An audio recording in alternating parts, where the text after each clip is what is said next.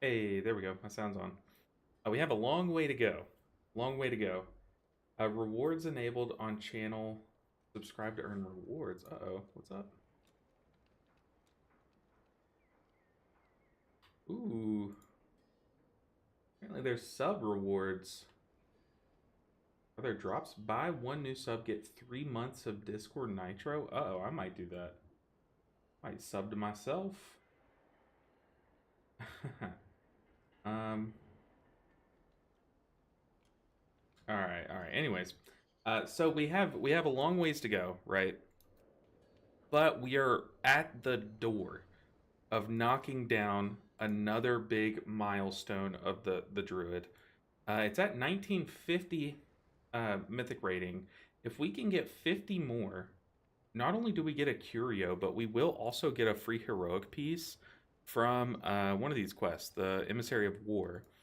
So by doing just one key right now, we can get like a huge chunk done. So let me do the clicky things on YouTube that I have to do to get chat pulled up. Um, I'm sure there's an easier way to do this, but it's always so frustrating. But it's worth it. I like being able to see my YouTube chat. All right. Just one key right now. That's me. All right, we got chat popped out. I've posted it in Discord. I've clicked the thing. We're ready to go. So let's go ahead and get our key started. The dungeons. Let's run our own key. Oh, Lord. Forgot that I had a 9 Arakara. Do we want to do that? I think, didn't we say we wanted to do a Necrotic Wake first? I think that's the play. Do like a 7 Necrotic Wake first. Daika said, hey, my friend, switch from all heals to all tanks, KSH. Heal is too boring sometimes for me, especially as Shaman. You have 1,000 buttons to save people. Oh, man. Well, as long as you're having fun playing the game, then I don't fault you for it, you know? But yeah, I do agree. Some classes it's just such a different experience swapping between the healers right now. There's a Necrotic Wake, 2,500 main. Let's use that in our note. You know, I need to start pushing on my monk again so I feel like 2,500 is not even like super impressive nowadays. Like, I feel like I need to push it up even more so that I can use like 2,600 main or 2,700 main. And I think I have some guildies that want to push keys now, so I kind of want to like reach out to them and say, hey, do you want to get like a push group together? Because that would be really fun, pushing with some guildies. I've never done that before. In my old guild, like my original guild, I think I might have started the channel while I was still in this guild. They were just like an AOTC guild. Apparently nowadays they're pushing like pretty high. Like I think they got to Tendril Prog last season, so they're pushing pretty high in Mythic. But our guild leader was a Resto Shaman main, so he was a healer, and it was like the clique, like all the cool kids, all the good players in the guild would all push keys together, and like they wouldn't push if that healer wasn't on. So I'd be like, hey, they'd be like, hey, does anyone want a key? And I'd be like, yeah, I do. And they'd be like, oh, we already have a healer. And I'm like, ah, whatever. Okay. Always have fun. But as main tank, since Classic, you want to have that total power. Yeah, for sure. I've seen a lot on Reddit where tanks are kind of frustrated right now because people keep like trying to dictate how they do their routes. Have you seen that? But like apparently that's a thing right now. We haven't encountered that a single time yet. But apparently, like all the tanks are up in arms about how in lower keys, like people will just like go and pull different stuff for you, and like they'll yell at the tank if they don't pull certain something. Like apparently, it's gotten bad, but I have not encountered that a single time yet. Um, we just need one necrotic weight. The thing is, like ideally we get a 7, but it's not really like gonna kill us if we don't get a 7. Yeah, we're gonna queue up for these 7, see if we can get in, and if not, I mean, maybe we could like break our key down to an 8 just to make sure that we can do it, or do we just try the 9? Right? Maybe we do just try the 9. Tesho said, hello, first time actually getting to see you live, been watching a few of your vids. Hey, that's cool. First time catching the live stream, we just started. So usually it like takes a second at least for us to get like into the first group or find out what we're doing today. And then like once we get going, we get going, you know. But welcome in, glad to see you. Robot Sasquatch said, "Hey LB, wish you a great one today. Enjoying the stream as always. I appreciate it. Hopefully today's a good one for you guys." Let's see. I don't think any of these other weekly quests are really worth doing. Maybe the 100.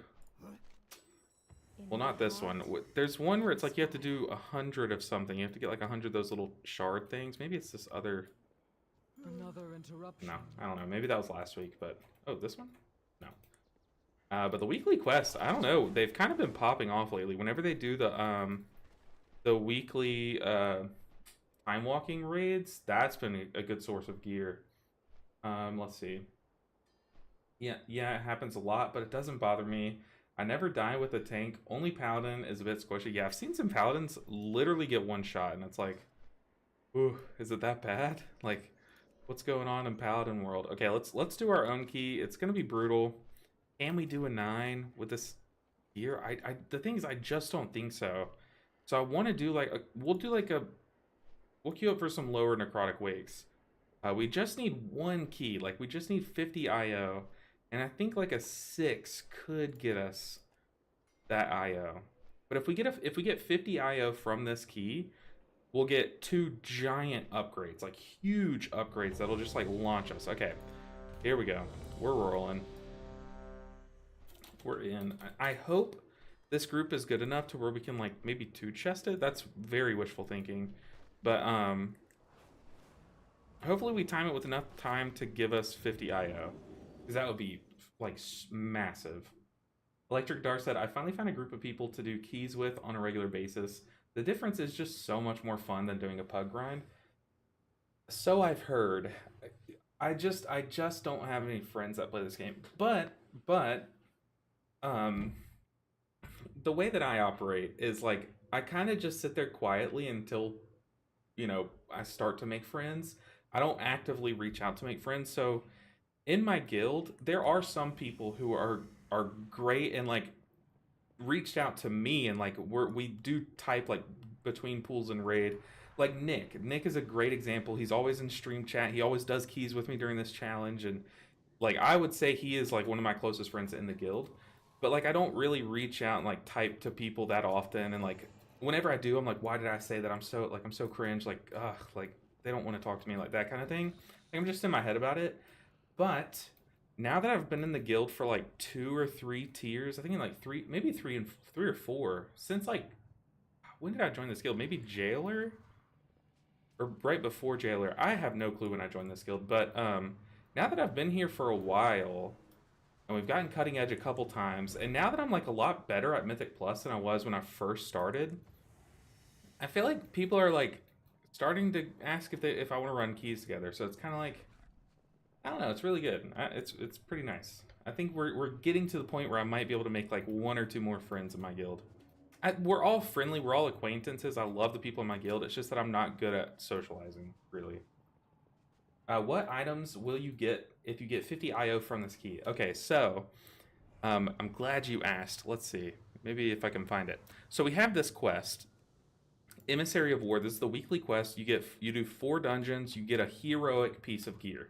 It's 610. So we'll automatically get this no matter what, Caleb. But the exciting part is not only will we get that heroic piece of gear, if we also get 50 IO, we get to 2000 and we'll get a curio and get our 4-piece. So if we get 50 IO, we're getting 4-piece guaranteed. And that's huge because one of our pieces that is lagging behind the rest is a tier set piece. And then also we'll get a roll at a heroic piece. Hey LV, it's a good day to grind some IO. Ain't that right? It sure is. So sad you don't play on EU, otherwise we could pug a lot. Yeah, I know so many people are like, dang, I wish you played on EU. I get that so much, like way more than... I think the time that I stream is just really good for EU, so I kind of feel bad for like my NA viewers because I stream kind of mid-workday, which, you know, if you work at home and your boss doesn't know, it works great. You know, I can help you get through the day, but else it kind of sucks, you know. what makes Resto Shaman such an S tier healer compared to the rest? So their healing, I'll be honest, like their healing is let me just put it this way to kind of simplify it. Not everything that I'm saying is like exactly true, but maybe this can help you kind of understand. Okay, so imagine that their healing is on par with everyone. They do just as much healing. They can keep a group just as safe with just their raw healing, okay? But on top of that, everyone has 110% health instead of 100%. So if I'm on my Mistweaver monk, for example, and a smack of damage does 55% of my health, I'm then sitting at 45% health. But if it does 55% health on my Shaman, I'm then sitting at 55% health. So it's like you feel so much safer after big smacks. Rot damage doesn't do as high of a percent on things. Plus you're healing a ton, which I guess I just kind of said, like, let's imagine that everyone's healing's equal, but I mean, that's one reason. Also, their damage is so passive. You just put down your healing rain or your surging totem, whichever you're running, and like it just does big damage. I mean, they did nerf that, so I guess I don't know how much it does at the top end now, but I mean, they just have everything. Like I could sit here and list all of their utility, like we would just be here all day, you know? Like they have a short cooldown ranged kick. They have an AoE stun on a pretty low cooldown, an AoE knock up or knock back depending on the dungeon that you need it to.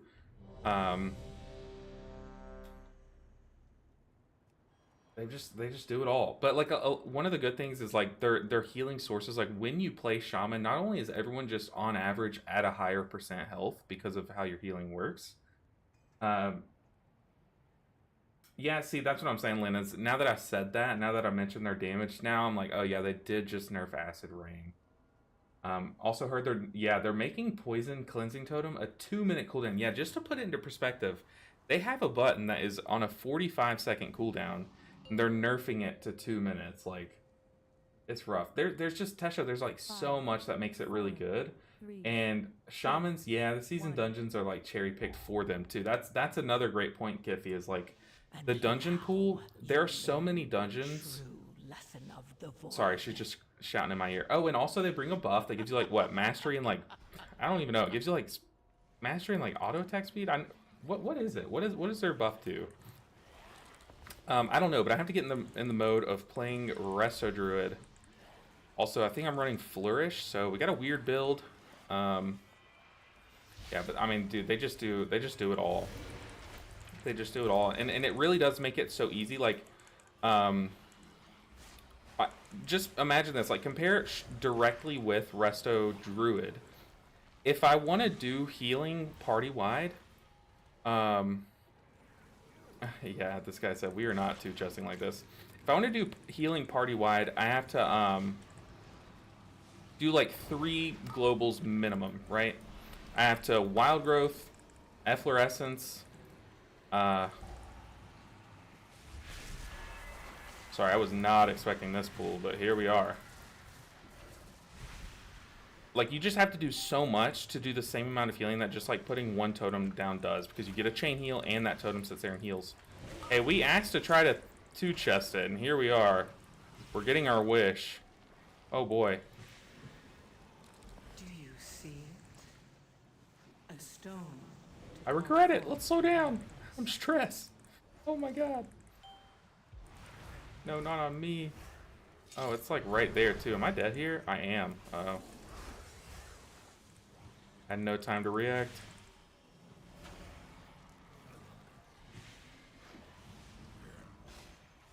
It just does everything. Oh, LOL, why nerf instead of buff others? Because it's not like, that's what I'm trying to say, Lynn, is it's not really like a tuning thing. They tried that. Like, they've tried to nerf the numbers that Shamans do. And it's not really like a numbers thing. Like, yeah, I would love it if they would buff Spinning Crane Kicks damage, buff Rising Sun Kicks damage, or like do things like that across the board with other healers. But it's really like, it's that plus the amount of utility that they bring. So like they would have to start nerfing like a ton of utility buttons too. That's what they're kind of doing with with Poison Cleansing Totem, and I hate that. I love Poison Cleansing Totem. Like, if you go back and watch Season 1 of this challenge, I was like, dude, you guys convinced me to swap to Poison Cleansing Totem, and oh my lord, it's amazing. I don't care. The Poison Cleansing Totem change makes sense, says Kiffy. Now every Master Spell is on a 2+ minute cooldown. That's true. That is true. You can compare it to Master Spell for sure. But the thing is, like, I wouldn't compare it to Master Spell outside of this season, because like if you take it into like Everbloom, it's not Master Spell. It just dispels a couple times, like a couple debuffs. You know what I mean? Like, it's not a Master Spell, but this season it really is. You drop it for the affix, and you drop it on like the final boss of Arakara. It is a Master Spell. We can call a spade, but it's a good point, Kiffy. You think of it like that. Now, all Master Spells are on a... Ooh. You gotta pop it offensive, my guy. Didn't even get a global into you. I guess we can B-res. Get back there and fight, soldier.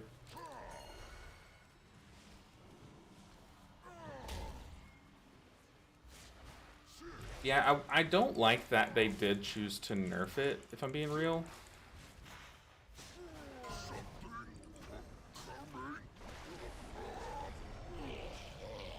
Okay, so apparently Bear Stance is enough to keep us alive, but maybe next time I don't risk that. Like, yes, it can get the job done, but should it? Probably not. Dude, this route is, like, kind of weird. This reminds me of the first Mythic Plus dungeon I ever did was a Necrotic Wave.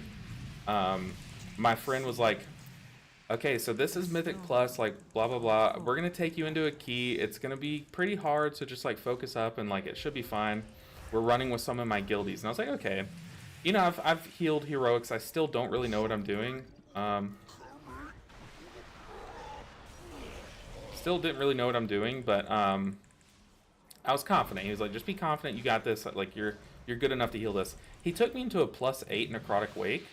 Oh my goodness, we even pinged it like 1,000 times. And yeah, let's just say the group kicked him out of the guild because he brought me in, so that was good enough. Oh boy, it was brutal. But like, we were doing like pools like this, very similar to this, because the season of Shadowlands had just started. No one really knew routes, so people were just kind of pulling this whole room and trying to just drag the boss all over the room, like, or at least that guild was. They were not a good guild, but I still remember that, and that's what that reminded me of. Do you see it? Could I get mage? To call forth the darkness.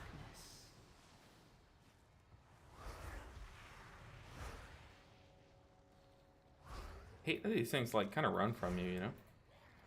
Oh, I just butt pulled a lot. I'm just gonna die to this. Don't worry about it. Don't worry about it. Y'all saw nothing. We're good. But yeah, like, I'm upset because like I have one friend that plays this game, or like one guildie that plays this game that I chat to pretty often. He's a Shaman main, and he's like crazy good at Shaman. I always talk about him. He's very good at Shaman, to the point where like he pushed +12s and +13s before like most people were, and then he was like upset that they were nerfing like dungeons like Necrotic Wake, and I was like, yeah, I get it.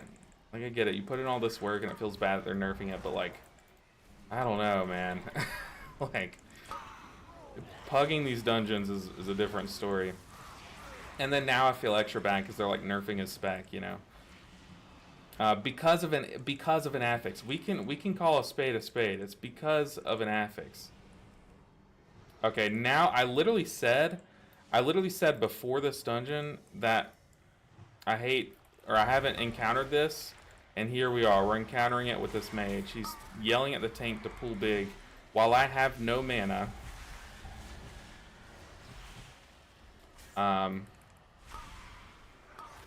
And we're definitely gonna wipe here, and like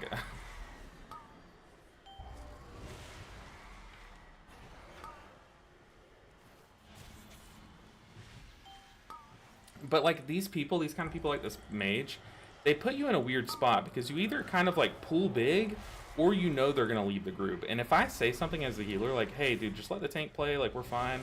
If I say that, he's gonna leave the group, you know? But here I am. I'm out of mana. We pull big. Yeah.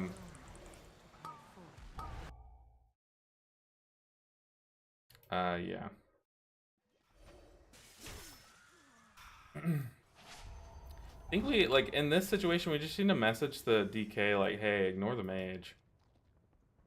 Like, this tank is doing fine.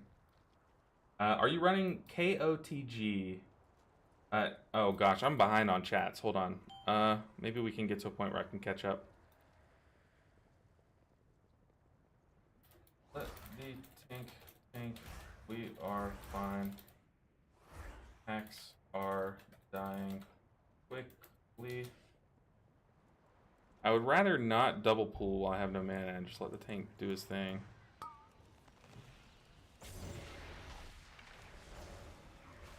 Go an external of the tank. Oh gosh. If it didn't work the first time, well, I guess we killed. Did we kill the big guy? No, we did not. Okay. Oh, that's crap. That is crap. What did you say was getting nerfed class-wise? So what they're changing with Shaman is they're nerfing Poison Cleansing Totem. So instead of being a 45-second cooldown, it's going to be a 2-minute cooldown. Which, like Kiffy was saying, it kind of falls in line with some of the other Master spells now. They're all like longer cooldowns. But the reason why 45 seconds was like even more important right now is because the affix was on a 45-second cooldown, wasn't it? Okay, we're just steering clear of that. We need to convoke too. Who is our tank right now? We got Rogue Tank. Go and Flourish. Just keep this guy topped up before that. There we go. Okay, I need to eat food. I need mana. But yeah, Kiffy makes a great point there. Let's see. Blizzard needs to do more to nerf Resto Shaman if they want more healer diversity. But that's the thing, is like I think like cutting down poison cleansing totem to where they're just not like crazy good is like enough of their utility. I don't want to see any more nerfs to Shaman, if I'm being real. I don't. I do want to see more nerfs across the board. Like Mistweavers need a change that makes them more viable in raid outside of one boss. We just do. Like we need like a healing buff, like to Enveloping Mist, like, you know, revert that one nerf that they did a while back to Enveloping Mist, because they were like, what did they say when they nerfed it? They were like, hey, we've noticed on the beta people are just casting Enveloping Mist. We don't really want that. We want there to be like a more of a reason to cast Vivify or something. Like we want you to have an option between pressing both buttons. Or did they say something like that, or am I making that up? Maybe I'm making that up, but they like nerfed it because we were just pressing Enveloping Mist, and it's like, okay, but now we, I don't know, it's just very weird. It's like now they are kind of balanced. Like we press both. We press Enveloping Mist during our cooldown windows, and then Vivify outside of it, you know. But I think we could stand to nerf them, even if you keep them both balanced where they're at right now in terms of bouncing, but just bump them up a certain percentage. I don't know, man. Just give us some love and raid. That will also cleave into Mythic Plus, you know what I mean? Like, if they just buff, like, spinning crane kick damage, I'd be like, oh, that's great. That's really cool. But, I want some raid love, too, you know? We can double pull this, I think. The tank's going to be under some heat, though, so I am just, first things first, I'm trying to apply my hots to him. And then we'll flourish once all those hots are on him. I think I flourished right after the Cenarian Ward ended. But we've got plenty of love on the tank right now. Also, I see y'all's message. Am I running KOTG? KOTG. A stone to call KOTG. Keeper of the Grove. See, I know druid terms. Yes, we are running Keeper of the Grove right now. I was doing some dungeons. Someone suggested that I try doing dungeons with the other one, Wild Stalker, but just ignoring all the cat weaving stuff and just like going with all the balloons and stuff. And it was fun. It was fun. I didn't really see the point. We're gonna get off this ash pile because it'll get you, you know. But yeah, we are running that right now. To me, it just, if we have to learn 7 healers, it makes more sense for me to learn them in their easiest state. You know what I mean? Which a lot of you are telling me that Evoker is easier with Chrono Warden than it is with Flame Shaper, but I'm just used to Flame Shaper. But if it's that much easier that you guys are like adamant about it, then maybe we do swap to Chrono Warden when we play our Evoker, you know? Oh, are they nerfing Monk? No. No, you talking about Druid? No, I was talking about Resto Shaman. They're nerfing Resto Shaman's Poison Cleansing Totem. No matter. The problem with Mythic with Mistweaver is that Do you see it had a powerhouse playstyle in season 3/4. to call forth? Trying to make sure I don't die to swirlies. Of Dragonflight. Okay, let's boop a mage and then we'll.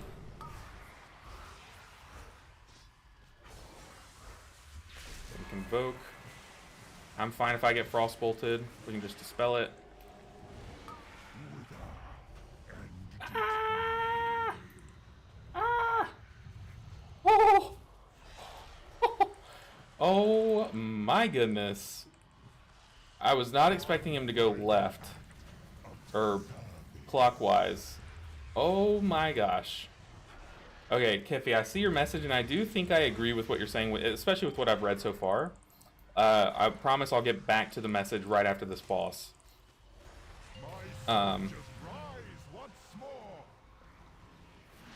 Yeah. Do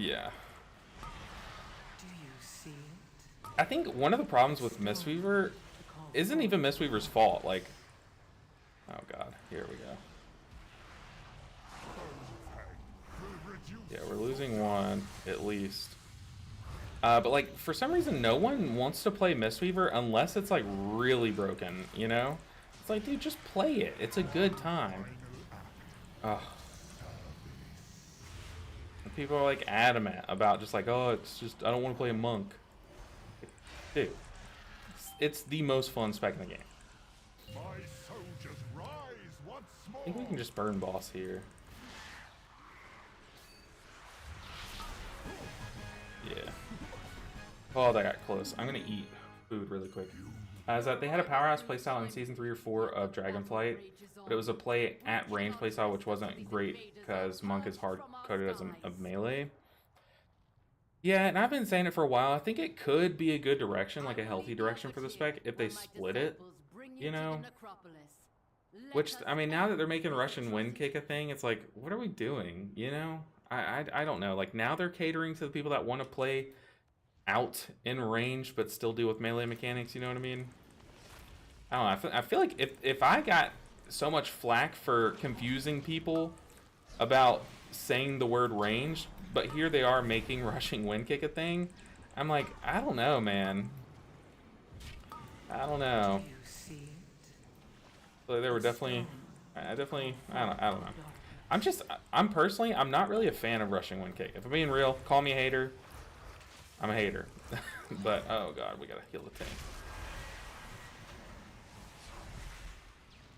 I mean, hey, they yelled at this tank and he has picked up the pace, but as someone who's kind of under-geared, well, I guess I'm not under-geared for this key level, but I was totally fine with the pace we were going. I don't think we need to risk, you know, all this crap trying to 3 chests. Whoa. I don't think we needed to take so many risks in this low key level dungeon, but whatever. For real though, I'm maining Evoker this season because my raid group needed AUG/Prez versatility. But I've been bringing my Monk up now as an alt, and JFC, I miss it so much. Yeah, it's a good time. It's so much fun, and I do love the state that it's in build wise. Like, I can log on, and depending on the boss, basically the boss, I can decide, okay, do I want a 2-minute Yulon ramp that's stronger and lasts longer, or do I want a 1-minute cooldown? Like, there are some bosses where I love 1-minute ramp because it's just more fun on that fight because there is a 1-minute burst like every minute, you know? A stone to And call I think that's a good decision to make. And then also, like, do I want to go Rising Mist? There are some bosses where I love playing the Rising Mist build, and there are some bosses where I just love the Soothing Mist build. You know, it's like, I love that aspect, but then you take a step back after the fight, and you're like, my hand is cramping because of how hard I'm trying. and I did like, you know, a fraction of the other healers healing. You know, it's like, yeah, there are some pools where like I am like at the top, but mostly only on Overmax. You know, it feels really bad. So I don't know. Mistweaver just feels right. Yeah, it's like when you're piloting it, it's like ooh, chef's kiss. It's just a balancing thing, which it happens. There's always going to be one spec at the bottom. It's just unfortunate, but that's okay. All right, hopefully this person knows to run. We're gonna speed boost on Lucio. Frontal. Okay, at least the group knows the mechanics, which is kind of the bare minimum in this dungeon. Now I just invite a second shaman on those weeks. Yeah, I know, right? It's like they kind of just made it worse. Lynn, that's such a funny point. Like, oh, you're nerfing it to 2 minutes? I'll just invite 3 shamans now, you know? Like, oh, that is not what we meant to do. So external to tank. And once that Cenarian Ward pops, we're going to flourish him. But I wanted to wait until that Cenarian Ward popped. Because this pack can be pretty brutal on the tank. So I want like all of those hots going into him. And you see there, the Cenarian Ward just ran out, so happy I did that. But yeah, Kiffy, I'm glad to see you back on the Monk. I'll be honest. I liked you on Evoker. You give Evoker vibes, but I can't. I have to admit it. I missed you on the Monk. Not even Blizzard understands why they do what they do. Let's be real. I don't know. I always try to give the... hello, guy? Go that... What are we doing? How have we not tagged this guy yet? Okay. I always give the devs, like, benefit of the doubt. They're super smart people, and they know what they're doing. But people make mistakes. Like, whenever they buff something, they're like, oh, we probably shouldn't have buffed that. It's like, people make mistakes, you know what I mean? I think people are... One thing I've seen... But I do come from some pretty annoying community games. I think... I'm more used to playing a MOBA game where like the devs will make a decision and everyone's like, what are they doing? You know, it's definitely not that case here in this game. I like the community and how they treat devs in this game. But I've played some games where they're like, they are so mean to devs. I'm like, okay, we can calm down a bit, but no, I definitely get it. I must preserve your parts for later. This guy's typing about his spear. He got hit by the hook, and then he typed question mark when he was the one that got hit. Oh boy, and they are just... We lusted the first creation. He's typing, why did we lust? I get it, like, why did we lust there, but... He was typing, I'll get the first spear, and just was standing still and ate the first hook. Ah! Get aggro! I feel like that's been happening so much. Why does it always aggro the healer there? Like, how is healer aggro? Do you see it? More than a DPS is aggro there, you know? Call forth the darkness. Yeah, we definitely botched this pool. I'm already like pretty out of cooldowns. I think we're too far from the stage anyways, but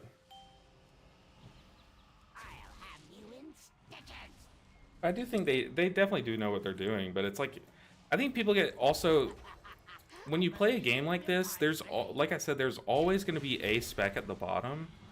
It's just how it works. That's what balancing is. Like, there is a tier. You can't evenly balance everything. Like, you just can't, but also I don't think it would be a good decision to. Let's go and flourish. Oh, it's down. Let's say we're going to flourish and then not. But, I already lost what I was saying. What was I saying? Second hitter? Simple in construction, but vast in potential.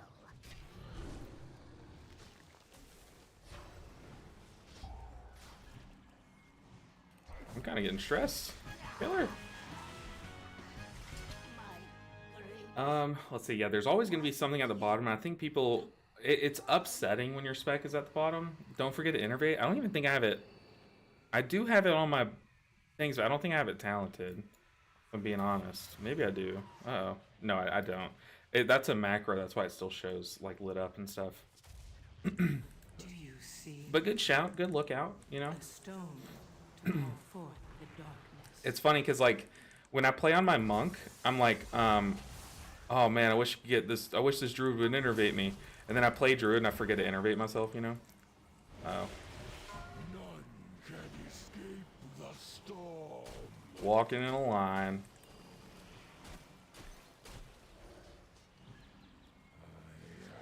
Had enough of you. See, we're so far behind on percent. I think our tank might have been a newer player, and like we were definitely pushing him.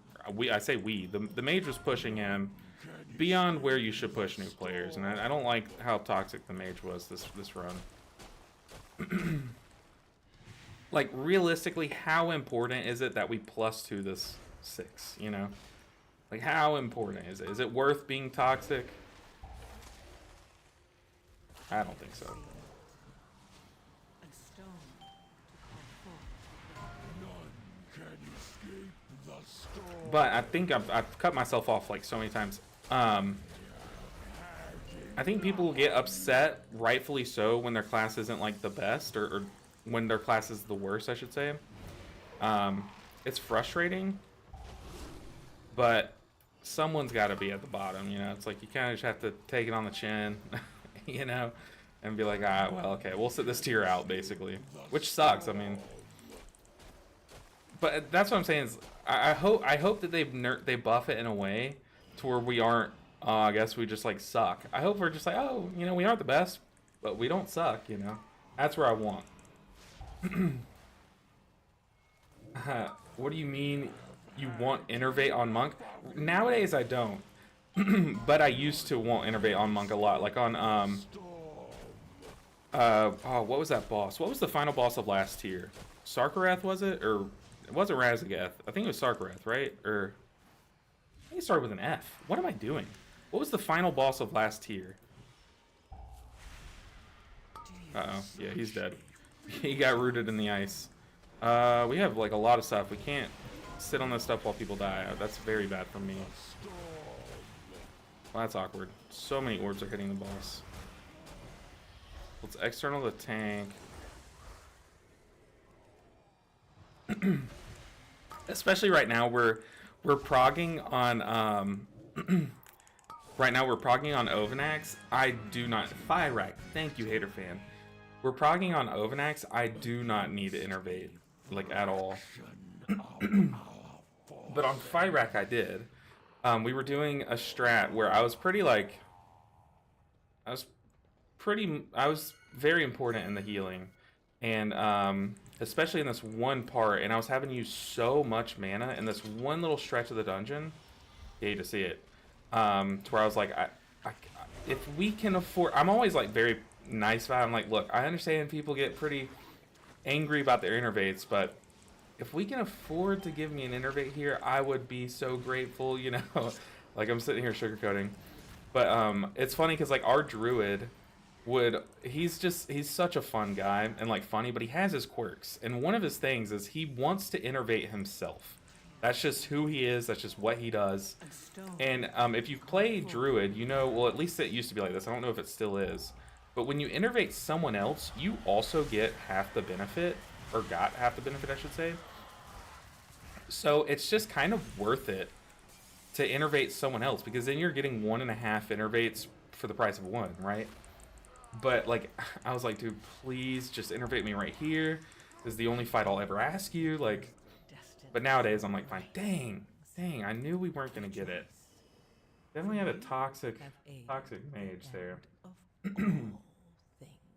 That's what I don't like. They nerfed Poison Totem because of an affix they put into the game. Yeah, they kind of forced their own hand, you know? Pretty annoying.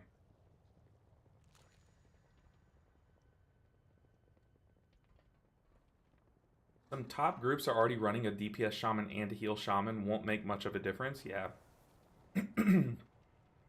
But, goodness. Big facts. But I think I don't know. I don't know. I definitely think they should. I'm a hater of that affix for sure. I think the game would have been better if they just didn't add the affix and just kept Poison Cleansing Totem where it is. Or at least I hope, moving forward in seasons, I hope that they buff back Poison Cleansing Totem to where it was at 45 seconds. Where's the blue post of Resto Shaman nerf? I don't know. I don't have it readily available. But they've announced it. I think it's coming. Is it coming with the rest of the... Hey, we got... What is it? Shoulders? I don't think we need that. We don't. It might be coming with the... Ooh, I do. Me. Did anyone need ring? I do.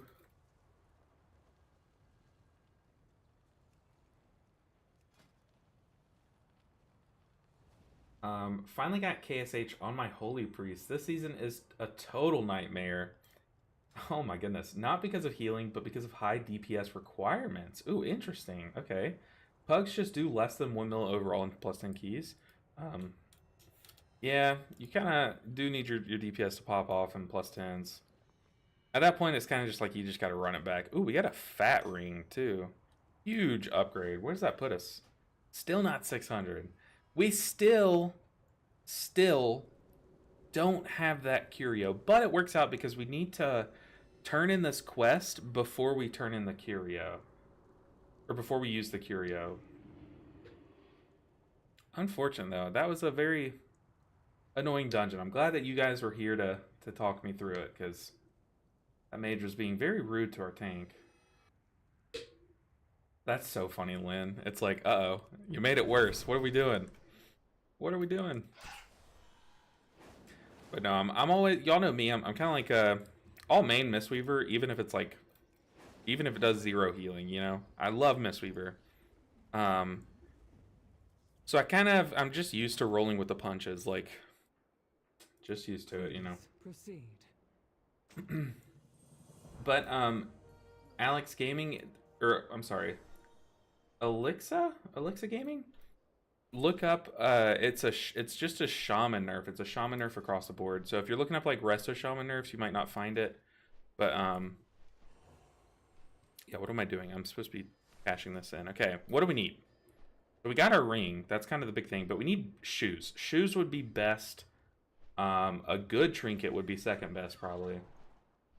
Nice pun. Uh-oh. Did I make a pun? Hey, heroic chest, 619. It's barely an upgrade, and honestly, it's a future upgrade. We can't really equip it right now, or it'll take us off of our 4-piece when we get it. So that is a good thing to have, but just unfortunate right now. We need another catalyst charge to be able to get full use out of it, or maybe not. We'll see. Once we get our final piece of tier, we should be fine. But I want to get 4-piece before we take down our 9. So I just want to run one more dungeon. What do we need? Siege, City of Threads. Ooh, let's run. I haven't run City of Threads in a while. Let's run City of Threads. I kind of hate this dungeon. And also, I've forgotten what it's like to like pug it at this level. It's probably going to be miserable, but we just want to hit 2K. So let's see what we can get into. What do we need? 6 or 7. Probably a 6 would probably get us to 2K. Let's look up 6. We'll queue up for 6s and 7s. We'll queue up for like any 6 that has a lust, but well, let's just queue up for these. Just us. That chest is a crest discount on your tier you're already wearing. True, big true. I think we're just starved on charges, if I'm being honest. Ooh, goodness. Okay. Rolling with the punches, monk. Hey, yeah, okay. Yeah, I meant to do that. I meant that. I definitely meant that pun. Dang. Normally I go for puns too, but the one that was actually like very good was an accident. Are you kidding me? Come on. What are we doing? But dang, that is very good. Let's see. You told me your name. Dimitri. Dimitri is your name, right? Or I want to say Dimitri. The person that posted about their holy priest, or am I just? I don't know. I think you're Dimitri. I could be wrong. But anyways, finally got KSH on my holy priest. That's a feat in itself. That's really good. I mean, KSH is hard, and on holy priest right now, especially, is like, oh, I am not looking forward to pushing on my holy priest. You will see me do 0 damage. I know holy priests have high damage potential, but once we're pushing our holy priest, you're gonna see me do 0 damage. I'm gonna be just whack-a-mole healing. But Kiffy, nowadays I don't need innervate. Well, okay, sometimes I do. Like on the first boss, if that fight goes 9.5 minutes, I think anyone wants an innervate. But nowadays I don't really talk about innervate to my other healers. I let them get it. I do get Source of Magic though. Especially, I'm hoping right now we're on Ovanax Prague, and I'm doing so much healing with the Mastery build.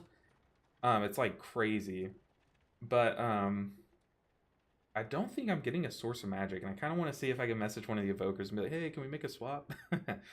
I don't need the mana. Yeah, I drink my tea at 5% mana and end up with 75%. Oh boy, that's crazy. In Mythic Plus, you do kind of drink that much, but no, yeah, you're definitely right. As a monk right now, you definitely should not need an innervate. And it's cool. I like the current iteration of Mana Tea because you can kind of like be at 0 mana and still survive a fight. Like if you're smart with your Mana Tea, you know. I like it more than how it was like in Dragonflight. Where are we going? City of Threats. Why am I flying that way? I always kind of just get caught up flying that way. I don't know why. But today, I mean, today's gonna be a good day of pushing. I feel bad taking people into a +9 when I don't have my 4-piece. So I'm just trying to get my 4-piece, trying to get these last pieces of gear, and then we can go into the 9. But this should put us at 2k, which is huge. Like, it'd be a huge milestone. Getting the Druid to 2k. People were telling me this is going to be the hardest healer to push. Do y'all still agree with that? Because that was before they got buffed, before some other nerfs happened. Do y'all still think that Druid will be the hardest one to get across the finish line? Or what healer do y'all expect to be the hardest one for me to get to 2500? So I would think it would be like this, if they're still as bad as people were saying, or Holy Priest. I know people are saying that it's rough on Holy Priest. Just speaking on what you guys are kind of relaying to me. And then knowing me, Disc Priest is going to be brutal because, like, for some reason, I just cannot push as a Disc Priest. I panic, you know? I get in my own head. Hardest healer to push is Paladin because I hate Holy Paladin. Okay, I was about to say, whoa, that's a hot take. But it's because you, Kiffy, hate Holy Paladin. That's funny. That's like how I am with Disc Priest right now. Me and Disc Priest just have like a love-hate relationship. Mostly hate, though. So I'm expecting Disc to be the hardest one. The thing is, like, last time I was like, I really want to get the Disc Priest out of the way. And it turned out it took so long that it just like wore me out, you know. I was so tired of pushing on the Disc Priest, so I kind of want to do it like second to last. And maybe we like hold a healer that I really enjoy playing for last. Like maybe we hold the Shaman for last, but then that's like that's a weak finale. So maybe we do the Disc Priest last. I think that would be the best finale. And I can kind of like reference last season where the Disc Priest just wore me down. And I think that could be good. I guess while we wait to fill a group, I've been trying to take more notes on what my keys look like. So let me take some notes on what happened last key. So Necrotic Wake 7, Mage was cool. Master. So we double pulled mini boss and wiped 20 click on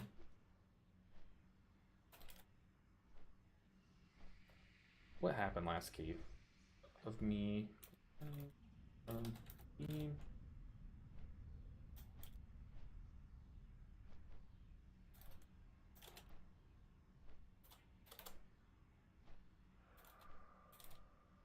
Okay.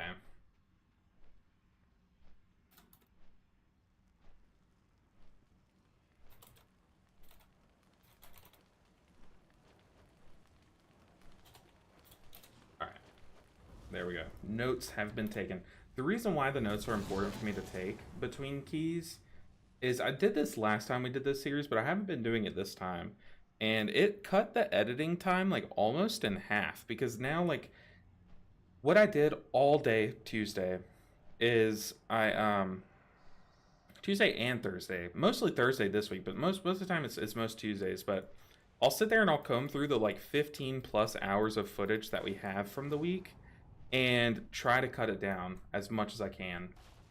At one point you did a sick cat form dodge out of something. That was the beam on the dragon boss, because I did write that down. I thought it was a funny moment because I was like, oh my god, I was like right next to it.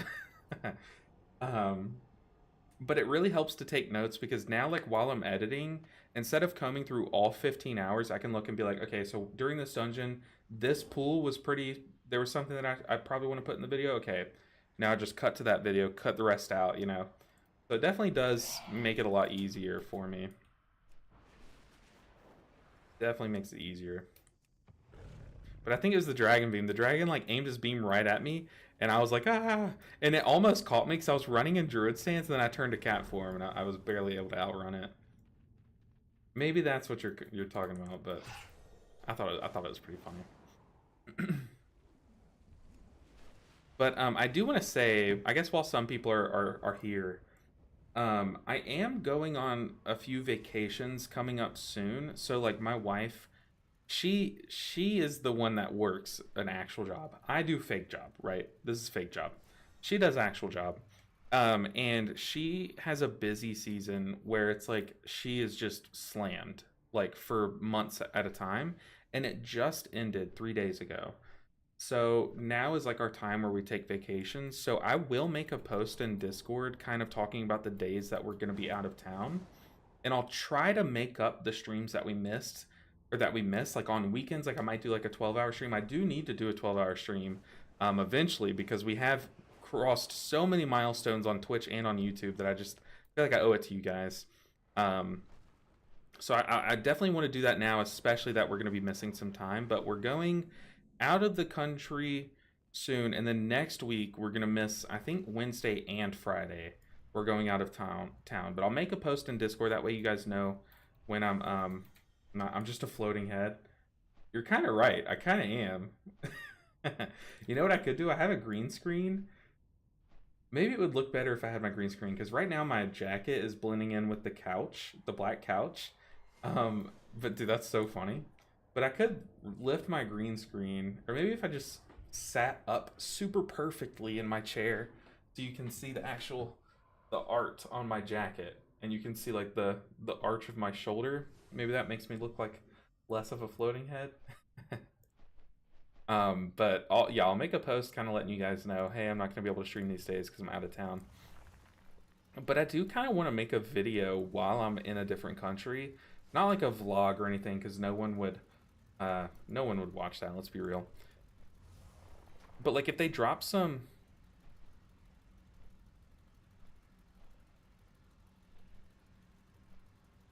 what key did I sign up for? What is that? Wild Camp Ular?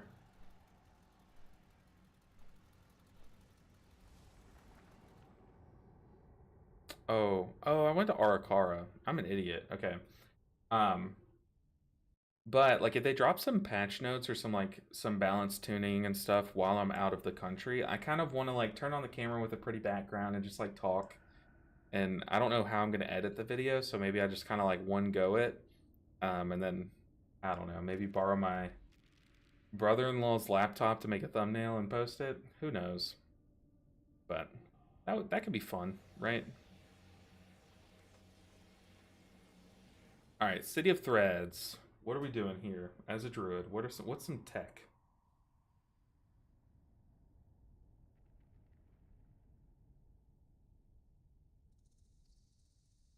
You know, we could cat weave this dungeon and make it a kitty of threads. Kitty of threads. Ah, it's forced. I don't think there's much special stuff I can do here, right?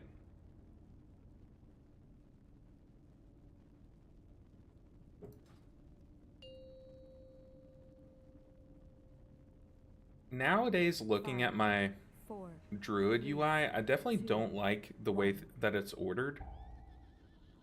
Because like all of my other healers, like the main cooldowns are on the top. But here my main cooldowns are on the bottom. I don't know. Just a YouTube short of a gnome dancing on whatever cool architecture in the country you're going to has. Honestly, that would probably go more viral than anything I've made. Which, by the way, have any of y'all encountered my my gold making tip short lately? Has it come across y'all's page? Maybe some of y'all found me from that.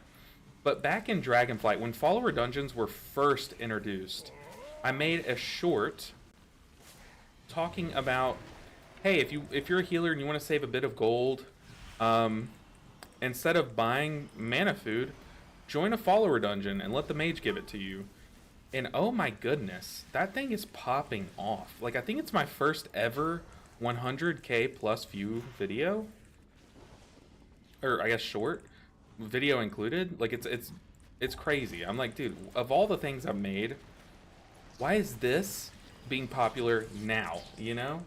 Now that the tip is like kind of not that relevant. I made it back during Tendril Prog when gold was like, oh god, we are all out of gold, you know? And also like mage food was more expensive. Like, I made it back in a time where it was much more relevant, and then nowadays, now that it's not relevant, it's like popping off and people are commenting like, dude, what, like, why would I care about 5 silver? And I'm like, I agree, I do. I don't know why this came across your page now. I can't help it. I don't know, but I think that's so funny. It's like, of all the things, why is this popping off? But I guess, hey, you gotta take it, right? Do you see it? A stone to call forth the darkness. Oh, I definitely need to keybind Star Surge. Have we still not keybound it? That is kind of trolling.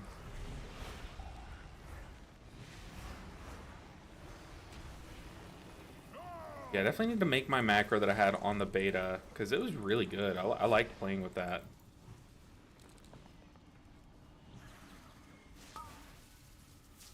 For sure. But yeah, just a YouTube short of like a WoW character just dancing. I need to get like a green screened video of a WoW character dancing. I would love it if it were mine. Hey LB, did you know that you've been chosen to fill out a GM survey? Yeah, it's up here. So let me tell you guys why I was chosen. I'm pretty sure I'm the person that discovered a bug on Mistweaver. I reached out to someone in the Mistweaver Discord and I was like, hey, I want to see if you guys are aware that this bug exists. And I mean, they acted like they hadn't heard of it before, so I sent them clips of it because for some reason it's not letting me post on the forums, on the Blizzard forums. But there's a bug right now. I'm not going to say how to replicate it, but you can reproduce it where you can have an infinite enveloping mist. Like if you as long as you're vivifying yourself, your tier set will not be capped. So like I had a 4-minute enveloping mist at one time because I just kept vivifying myself and extending it continuously. So I was like, well, I want to post this on the forums, the Blizzard forums, but I can't because for some reason the forums are bugged and they just tell me, hey, you need a level 10 character to post on the forums. I'm like, dude, I have like so many 80s. Like, what are we talking about? But that's what I made my ticket about. I was like, hey, I'm aware of this bug, but I can't post about it on the forums. So if you could fix my forum so I could post it on the... Or if you could fix my Blizzard account so I can post on the forums, that would be great. And that's what that ticket was about, is they were like, hey, we're aware of this bug on the forums. Unfortunately, we can't fix your account. So I'm like, okay, well then, hopefully no one's abusing that bug by now, because that would suck. I can't post about it, so I don't know what to tell you. Do you see But yeah, there is a bug on Mistweaver where you can extend your enveloping mist like infinitely, as long as you're willing to sit there and vivify yourself. I did not test it. I didn't test it to like a competitive capacity. I'm not going to abuse the bug. I'm just aware of it. So I don't know if you can take it into dungeons. I would not recommend, if you're aware of this bug, to do it in any form of content. So I didn't test it like that, but all I know is that you can reproduce it. It wasn't like a one-time visual bug. It was like a, okay, this enveloping mist has lasted 5 minutes. What's going on?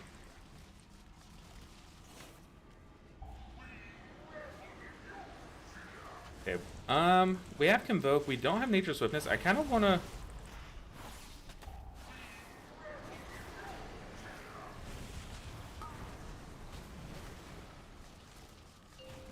Okay, I do want to Convoke because I kind of have to now.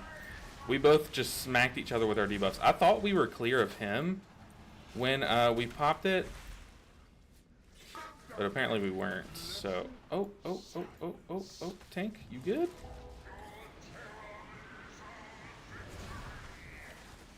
Okay, but now we have Flourish and triple thing.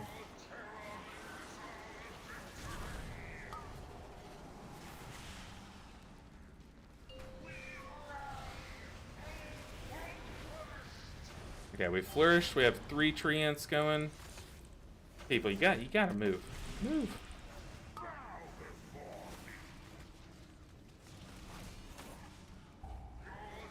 But I kind of want to make a short showing the bug, because it's like cool, you know, but like I don't want to get in trouble for it, you know. So Do you see? I don't know, because I'm aware of it, but I don't want anyone to use it, you know. It's kind of my fear, but I kind of just want to say, hey, check out this random bug that popped in the game today. I think it has to do with, well, oh god, okay. We're a bear. I don't know what my keybinds are in bear stance. Okay. We definitely need to move out faster, I think. Oh, and also apparently I need to repair my gear. I got the best deals anywhere. It's like we are kind of sitting in the puddle after that pulse. Also, I don't know what's one-shotting the tank. I don't know how he's getting one-shot by that.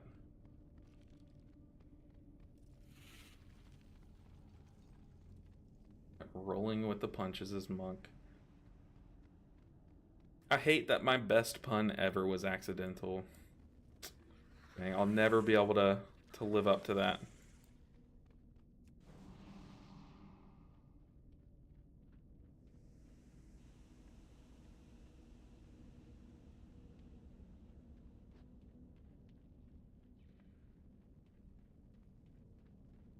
We're fine, though.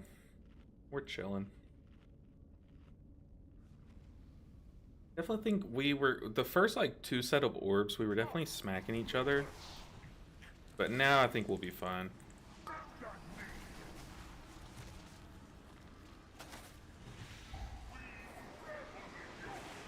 We're gonna do a big rejuve onto the tank here.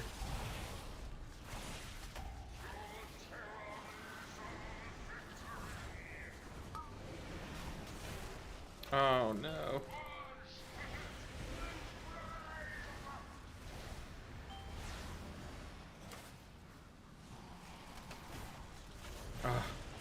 You gotta move. Yeah, I know that slams the tank, but man, he was taking a bigger smack than I was used to. We need to move over here.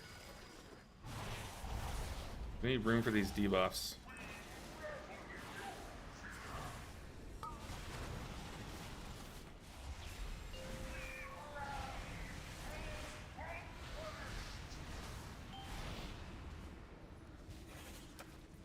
People, expect the move.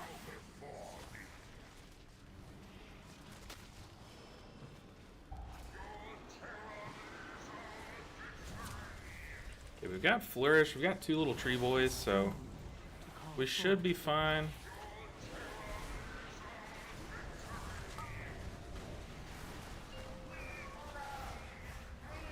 Like, I need to move because I know I'm on the opposite side of the boss. We're clearly moving this way, so I know to stand on this side of the boss. Like, the hunter can't even blame the tank at that point. He's just standing on the wrong side of the boss and kind of AFKing.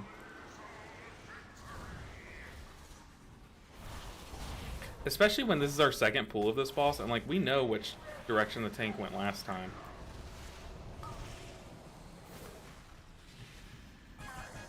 Easy peasy. Not even close.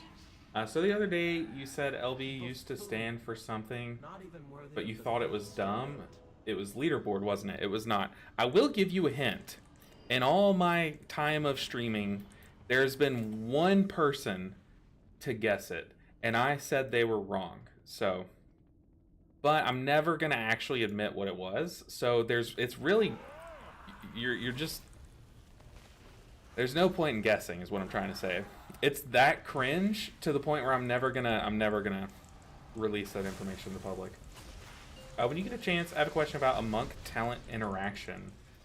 Does the double Tiger Palm from Awakened Jadefire count towards the Tiger proc from COS Hero Talent Tree? Oh god, I did test this and I did know like the answer.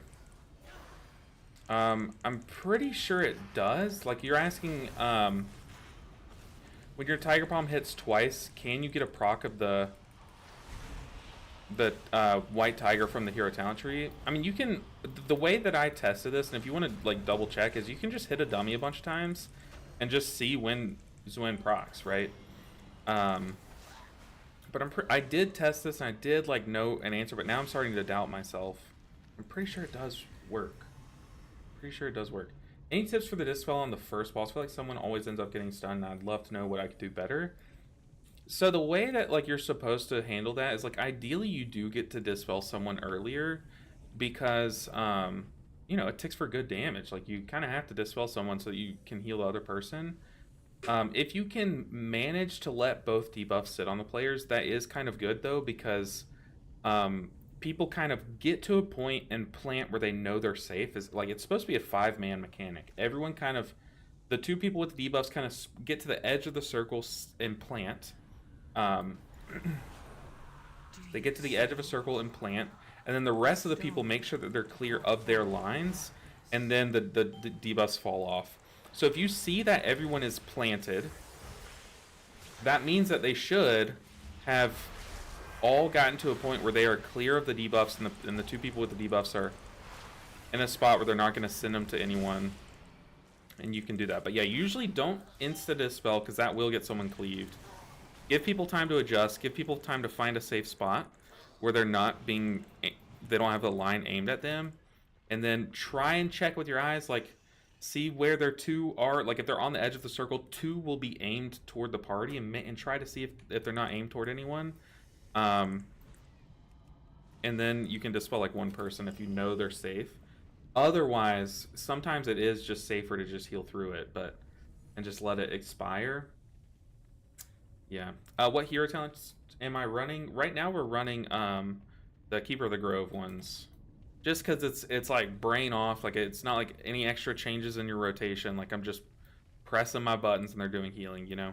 And if we're learning 7 different healers, I kind of want the simplest form of every healer is ideal. So that's kind of where I'm at with that. So that's why we're rocking with Keeper of the Grove, because I do think it is like just simpler than the other one. Because the other one you like Swift Mend and then like Rejuve, and I don't know, it's pretty weird. I guess it does play pretty cleanly with your tier set, but yeah. Oh gosh, Kiffy said, be a terrorist, instantly dispel yourself, and life cocoon the other debuff. There you go, Kiffy. Kiffy with the all-star advice for sure. Yeah, one of us gave you good advice, the other one's Kiffy, so no, but leaderboard ninja that does make more sense than mine. Like, at least that's gaming related. But no, the LB does not stand for leaderboard.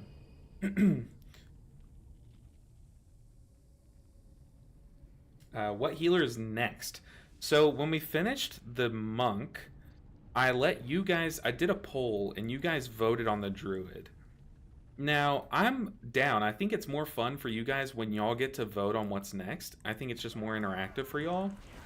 However, I do want to end on a certain healer, and I do want to space out the healers that I actually enjoy playing, so that I'm not just like in a rut for like 2 different healers and like coming back and just having a great time, you know? Like, I do want to kind of space it out, so I might like kind of take semi-control over what's next. So I'm thinking maybe, oh no, maybe Holy Paladin or Holy Priest next, or Resto Shaman. Just get it out of the way. But I don't know, I kind of do want to do a poll with just a select few instead of all the healers. Like, I might remove Disc Priest. I do want Disc Priest to be the final healer we do. Yeah, these changes next week got me so excited. Vicidian, I need to make a video. I want to make a video. If I can slip away tonight after me and my wife go out to eat dinner, I want to make a video about the changes and like just some things to expect and like what I'm gonna be testing and like just you know how I feel about them, kind of thing.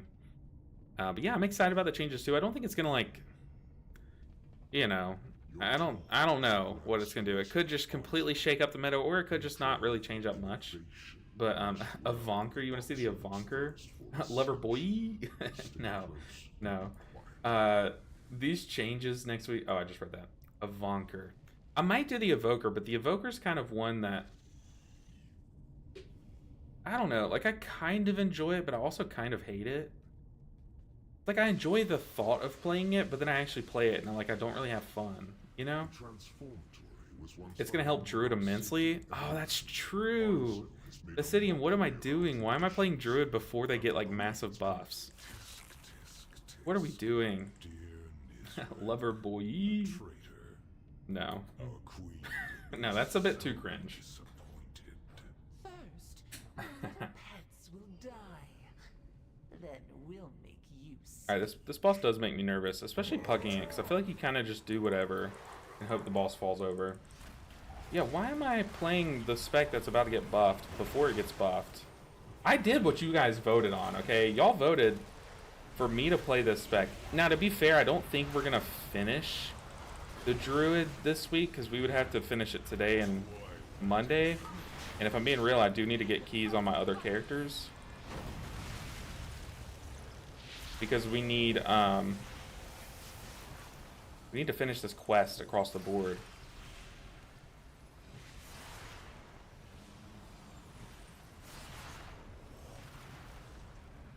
I'm very nervous. That was way rougher than I expected. Allow me.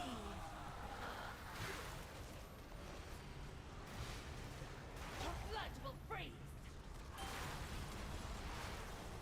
Do you see it? A stone to call forth the Listen, surgeons. Oh no. Oh no. At this point, we just wipe. Oh, it's brutal. Excited to hear the thoughts about Mistweaver though, so I'll keep an eye out for the vid. I did an initial video of Vicidian a while back when they first released it, but since then I think it's been changed a lot. So I do need to boot up the old PTR and test out the changes a bit more, just with the recent changes. I guess there's not a flight guy there, is there?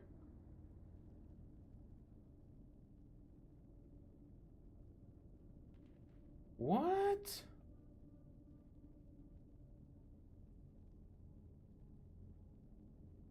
No way he leaves.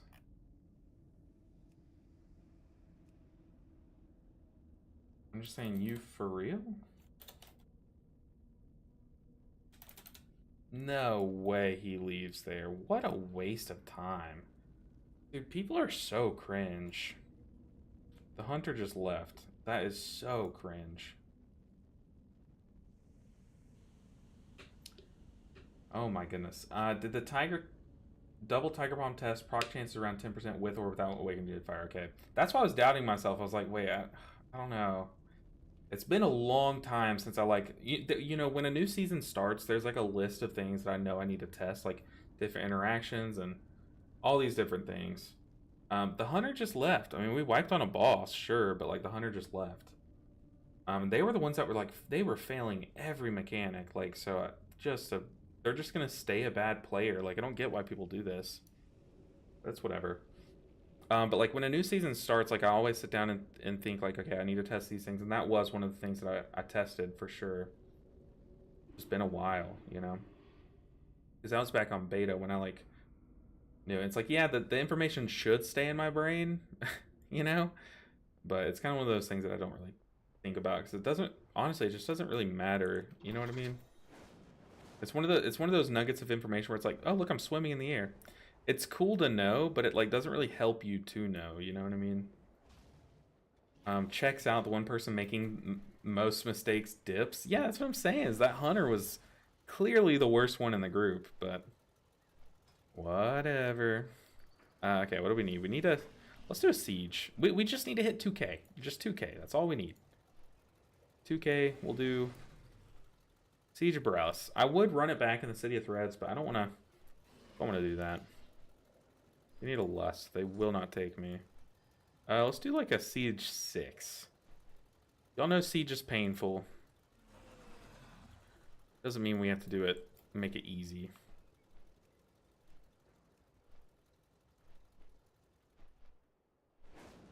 What do we got? There's a lot of people playing though. I mean, look at just how many specifically Sieges are listed. 2K, the new healer right away, or so yeah, we're gonna get this healer to 2K. And then I think we're gonna swap it up because I don't want you guys to watch me play the druid all day long again, you know? Oh my goodness. Swim Trunks just said, I want to stroke your beard, you handsome devil. I don't know how to respond to that, so I don't know how to respond to that. You stumped me, but I do need to get a haircut this weekend though. And usually when I get a haircut, the beard goes as well. At least most of the beard. But once we get this character to 2K, I think for the rest of this stream and Monday's stream, we're going to be trying to get 4 keys on all the alts. What dungeon did I just queue up for? Siege of Browse. No need to respond, just glad you saw it. Oh god. I just got like good boy, you know, that's so... I don't know how to handle it. But anyways, but yeah, we need to get our Emissary of War quest across the board. Like, it is just such a good quest to do on all the healers. He's got the Superman switch going with the hair. Yeah, when my hair gets long, it just gets curly. Like, I can't even control it anymore. It just does its own thing. So I just kind of like, whatever, do your thing. Need to roll my sleeves up a bit. It's getting a little toasty in here.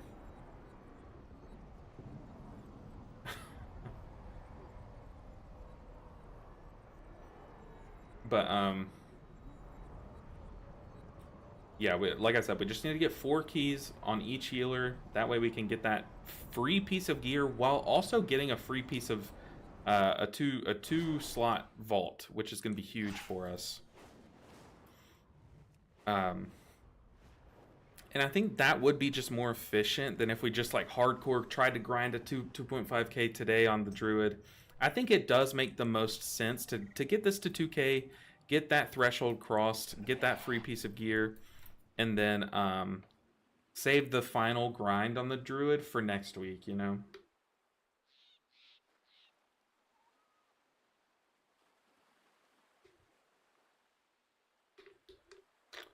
But yeah, because a lot of our alts are pretty desperate for gear. We're seeing it here. I feel like I'm like mechanics wise ready to do the 2.5k push on the druid. It's just the gear at this point, you know? We just have a lot of pieces lagging behind. I want to get like every piece kind of filled out before I start spinning crests. But also like this grind is helping us kind of stack up a little bit of Valor Stones. I know I'm like way behind. But, like, we've got some crests we can kind of like spend, but yeah. The Superman swoosh. Every time I think of the Superman swoosh, I think of have y'all seen the show Impractical Jokers? It's one of my favorite shows ever, but there's this one of the 4 Jokers, his name is Q, and he's just like, you can tell he's just like a comic book nerd, right? But one of the challenges that they have to do is like him and I think Sal are pitching their books that they wrote, to or no, their video games that they're making to like a panel of real people who like don't know that they're being pranked, you know. And 3, 2, 1. yeah, I know, Kiffy, but we're just trying to get the. I just want to cross this like one little finish line, and then we can just want to reach this checkpoint, and then we can push our 9 is kind of the end goal. I love that show, Subo. I love it. But his game that he's pitching. Oh God, we hopped in the mount. Q's game that he's pitching is that you play as Clark Kent, but just the Clark Kent stuff. And he said like the finale of his game is that you learn how to do the hair curl, and that's it. Okay, those guys. What? We can't. Letting them smack us. I'm getting stressed. But every time I think of Harry Potter, Superman with the context of the hair thing, that's what I always think of, is that little skit they did, or that little prank they did.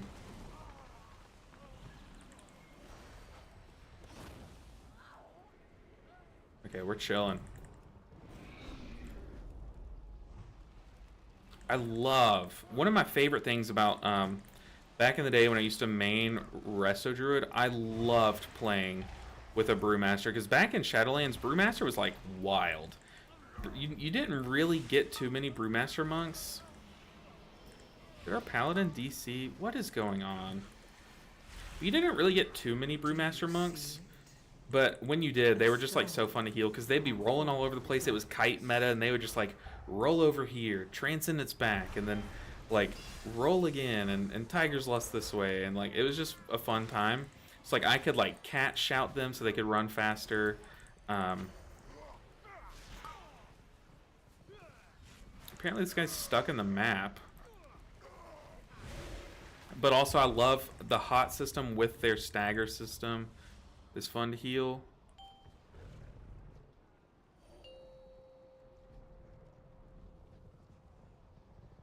There's no way. There's no way this guy actually got stuck here. How do we get him out?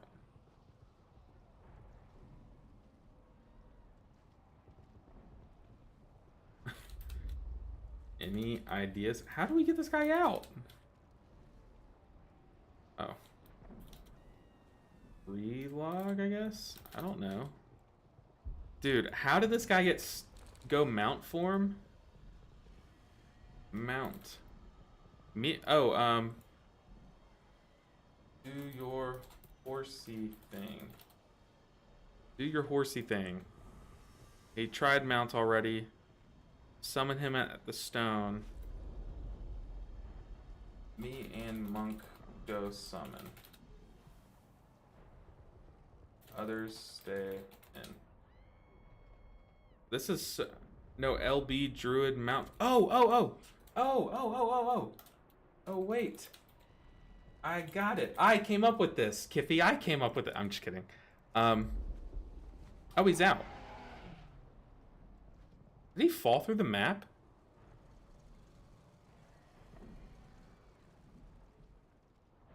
How did he get out? But no, Kiffy, you're a genius. You're right. You are so right.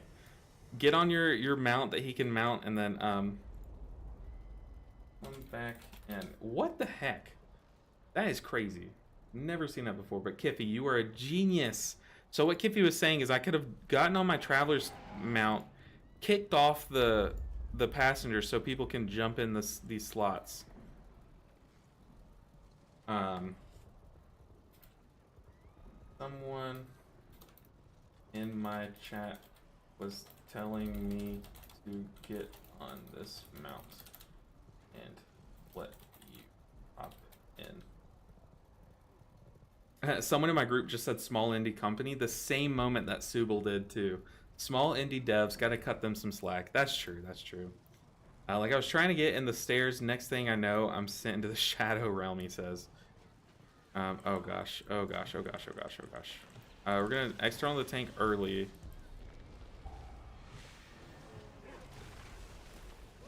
Let's go ahead and flourish while all of these hots are on the tank.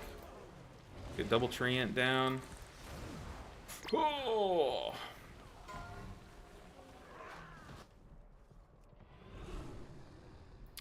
Just got sumo slammed.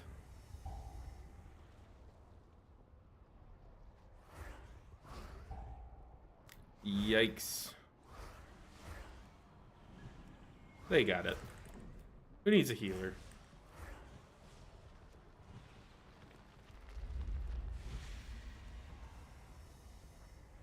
Alright, we're chilling.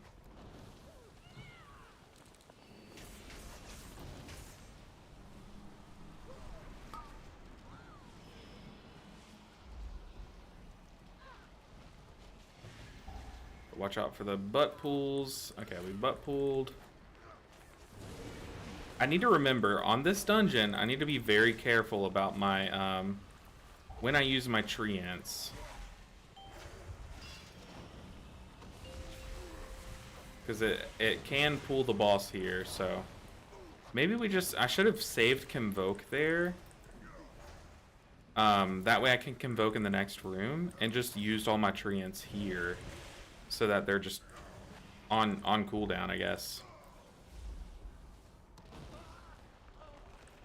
Are my treants gonna live? How long are you here for? I have no idea. But yeah, we can't use our treants here. It's just happened too many times that they've pulled the boss that I don't want to go through it again. We also have Flourish, so maybe we Flourish here.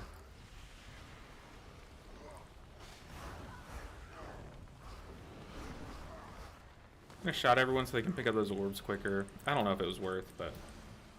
Emphasis on good. Oh, well, the first couple of pulls are stressful for sure. Oh. Also, this is a hot take. DKs stress me out. It just... Oh, gosh. Like, DK tanks, Kippy? That is a hot take. I love healing a DK tank. I just don't even think about him. I'm kidding. I still do, especially nowadays, but a lot less. But you talking about like just DKs in general? Like this DK is stressing you out?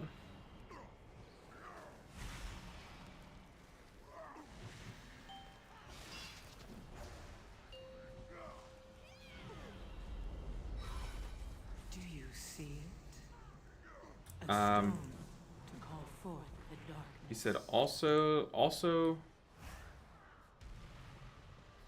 emphasis on good. LOL, the first couple of pulls here are stressful for sure, but I can chill once I know they're safe. Uh-oh. I hate when we get the first fixate.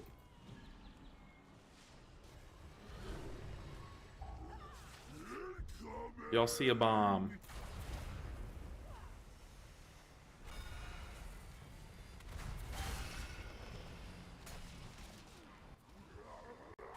We're chilling.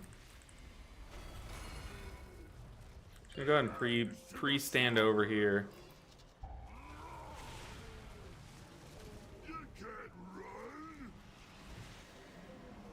Yeah, Vortex. Oh, maybe I shouldn't have Vortex that person.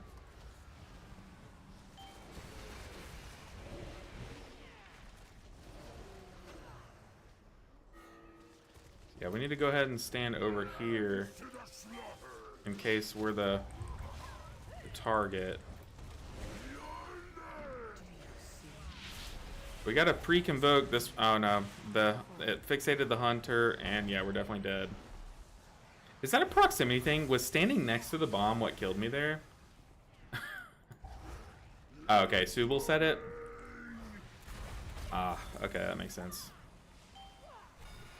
But did I just like int by standing next to the bomb? Maybe once I saw that we weren't gonna, or it wasn't fixed on me, I probably should have gotten away from it. Is that a proximity thing though?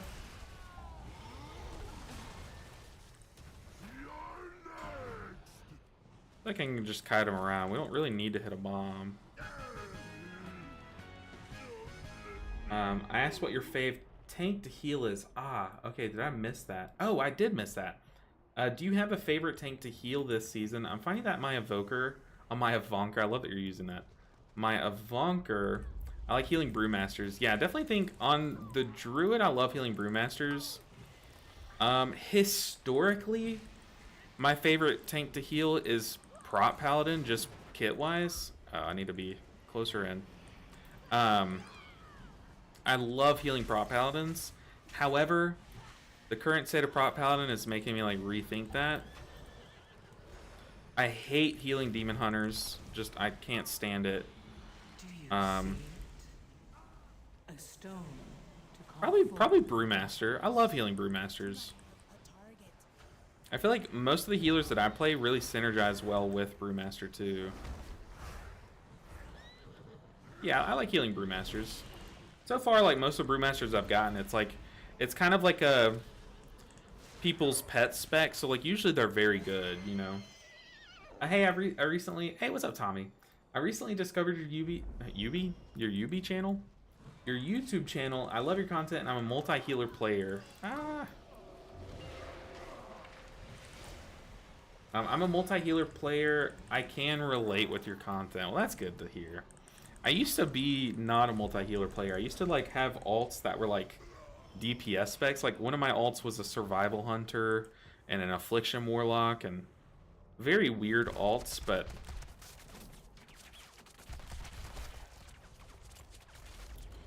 now that we're doing the YouTube thing, it just makes sense, you know.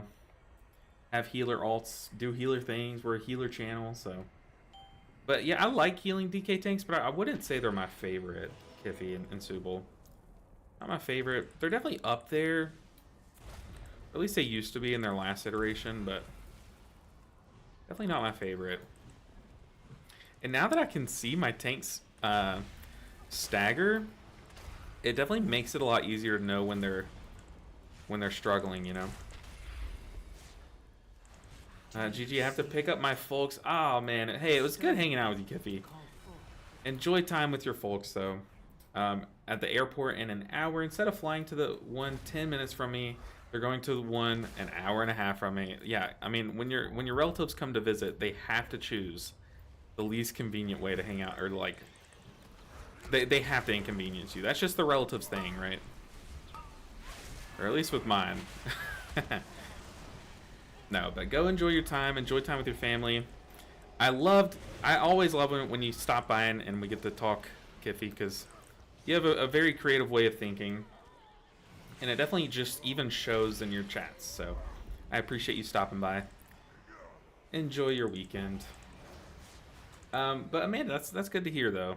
I feel like you don't really find too many people that are that just play all the healers. So it's always nice when you do find someone and you get to talk about like every healer with them. Because like it's one thing, like we have, for example, we have someone in my guild that's playing that's a Resto Shaman main. So it's like whenever they like buff Resto Shaman and I'm excited about it, I'm like, whoa, cool, and I'll like message him. Or like whenever they buff like this spec, I'll message my guild's like main of that spec and stuff. But it's just nice having someone who like also multi-heals. And being able to chat to them about like everything, you know. It's just nice. You always have something to talk about.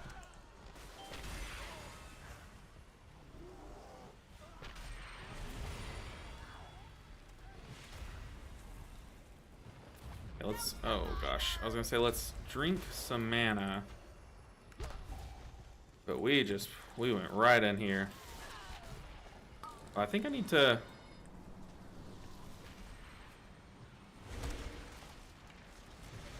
Ursals? Maybe I don't need Ursals there. Okay, our mana bar is kind of a strain here, so I'm just gonna let Hots fill people up. I'm gonna like get them to like 80%, and then let Hots kind of top them up before the next big burst.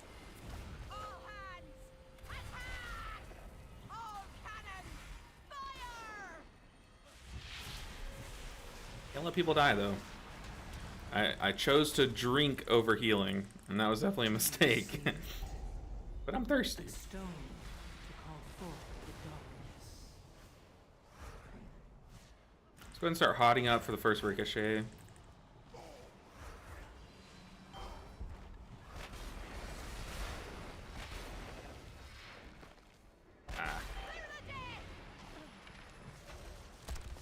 Yeah, we can, we have fine hot coverage. They're already falling off, though. We can wild growth, that regrowth. Or, I'm sorry, Swiftman, that regrowth, get a fat wild growth, and then flourish it. There should be enough here. Trying to be like kind of frugal with my stuff. On the Cannoneer, I'm gonna use my bell trinket, just so I don't have to press as many healing buttons. I don't know how much healing the bell trinket does, but it's probably a non-zero amount, right? I haven't even pressed it once yet, so. Okay, we got triple treant. We should be fine here.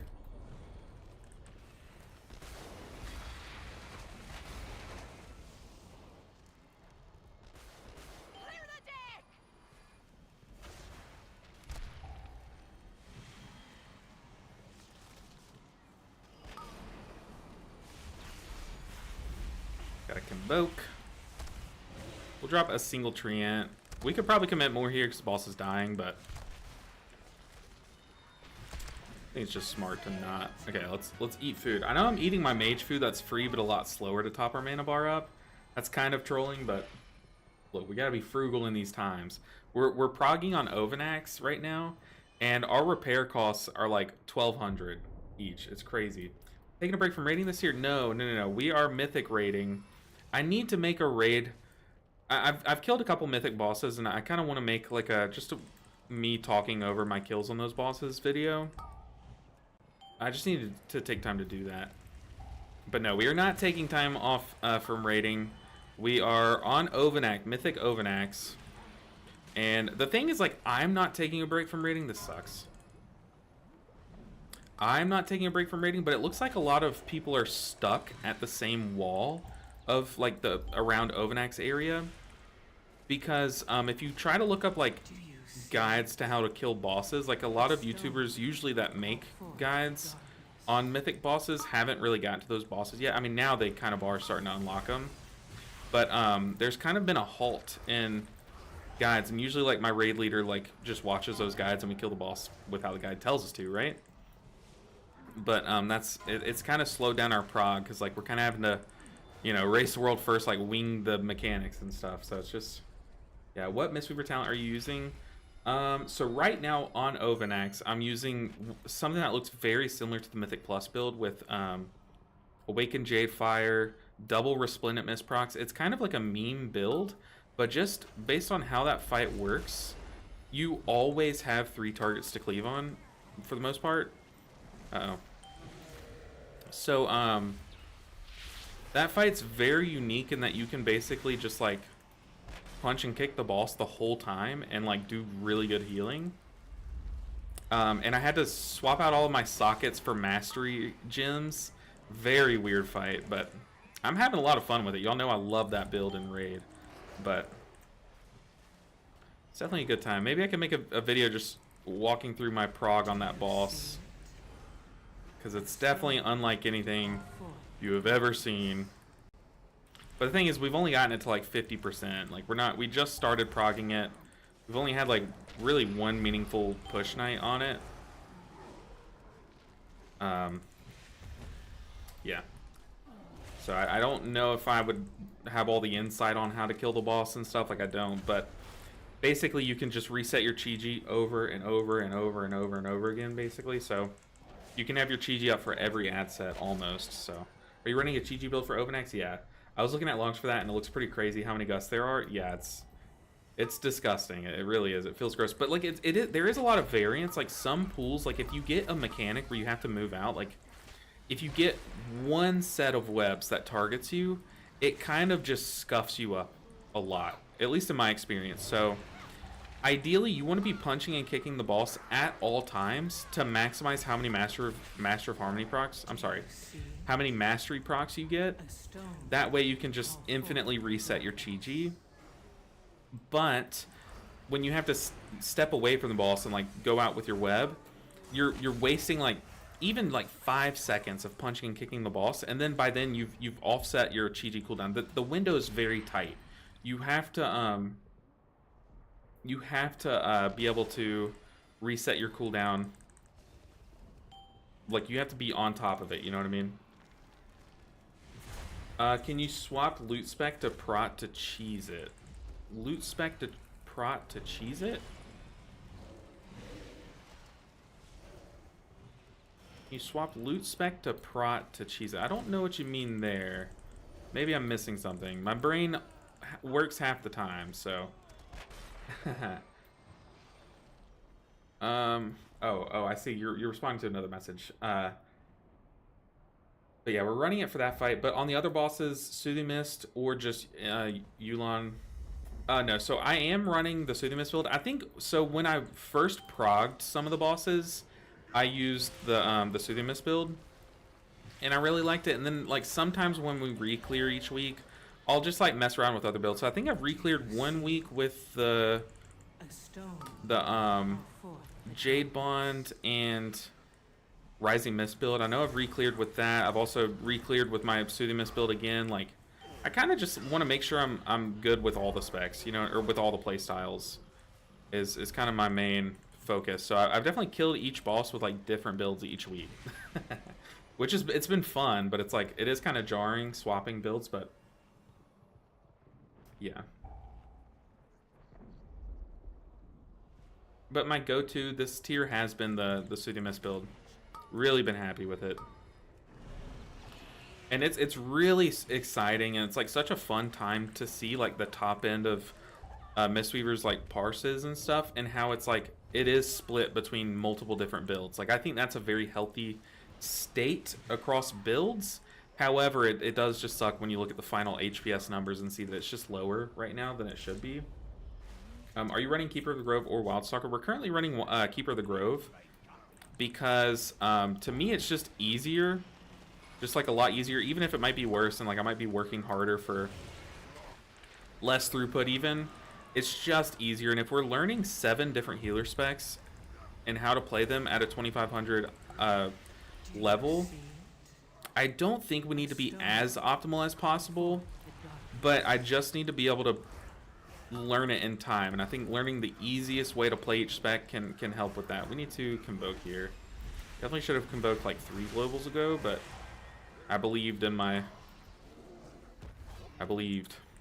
hots too much.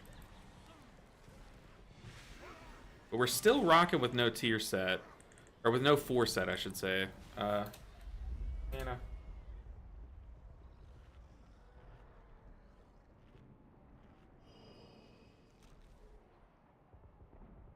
But yeah, Neve, Ovanax has been a lot of fun to prog, but it's very tight. Like, I can't stress enough, like, you can get Chi-Ji up for the second set of ads.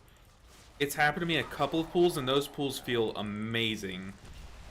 However, it's very inconsistent. Like, sometimes I'll come up to that second set of ads, and I'll still have, like, 40 seconds on Chi-Ji. But then other pools, it'll be up in time. It's, like, very inconsistent. Also, we gotta be careful about butt pulling over there.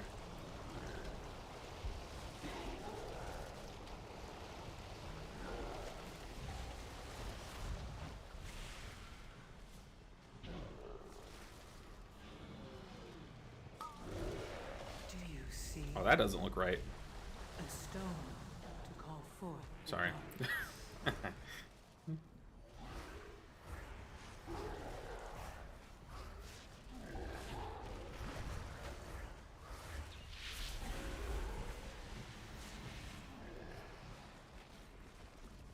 Just trying to focus on this boss. We've died some very stupid deaths on this boss before. I just want to make sure we don't do that here.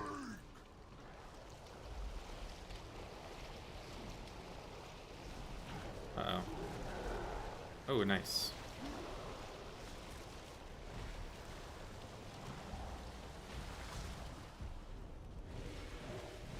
We got triple treant here.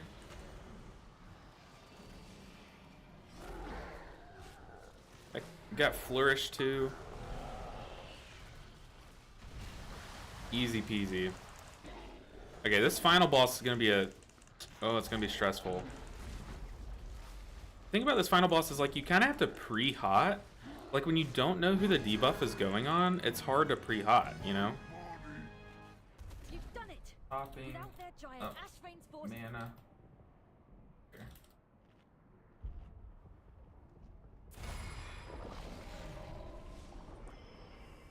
So like you'll see me like aggressively pre-hotting myself.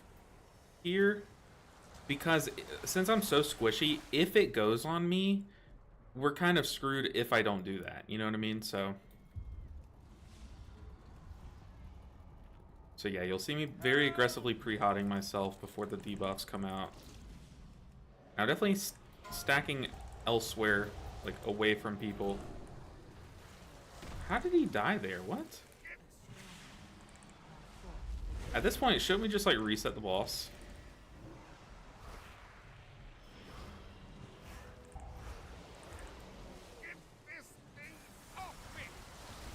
How did he die again? What is happening? Like legitimately, what is killing him?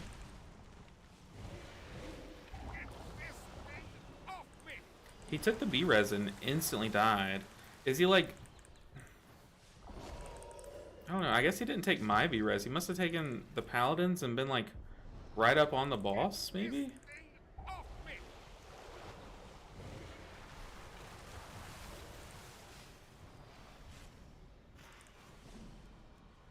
Don't let this beast eat me. You have my thanks. Now I'll get this cannon prepped for some payback. Armed and ready. Blast that dragon back to the depths. Alright, we're chilling. We are chilling. I'm always so stressed about that move in particular. It's not as stressful as this next move. Okay, we need to convoke now. Top people up before the debuffs come out. The hunter is clear of people. Go and flourish there. We are kind of chilling. He does have diffuse magic. I think works, but it's okay. So me again, always choosing to dispel myself first because I'm so squishy. We will external this guy. I'm so sorry, DK. I'm sure he's mad that I keep dispelling myself first, but I'll definitely dispel the DK first if, well, we're just so squishy. Like, I can't afford to not, you know what I mean? He does have AMS, so he's kind of chilling. You have my thanks. Now I'll get this cannon prepped for some payback. Doesn't get like halfway on the bridge. Uh-oh. Okay, Hunter is dying here. No, he's not. Not today. Oh, I can't swim. Okay, we're chilling. A stone. Yeah, good diffuse magic from the tank. I don't know if he meant to... If he knew that it did that, but... Or if he was just using it as a defensive. Hey, it worked out.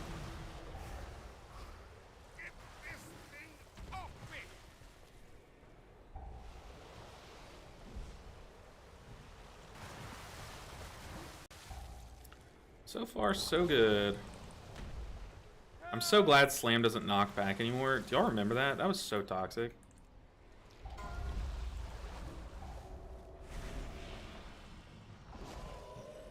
Okay, we're chilling. Light work.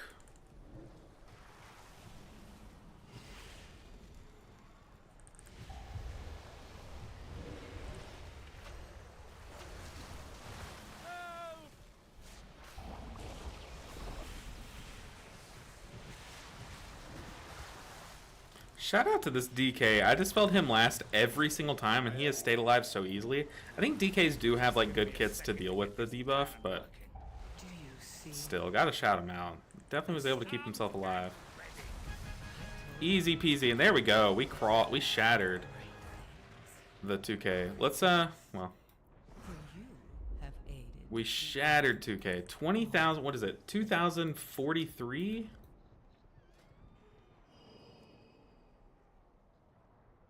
What?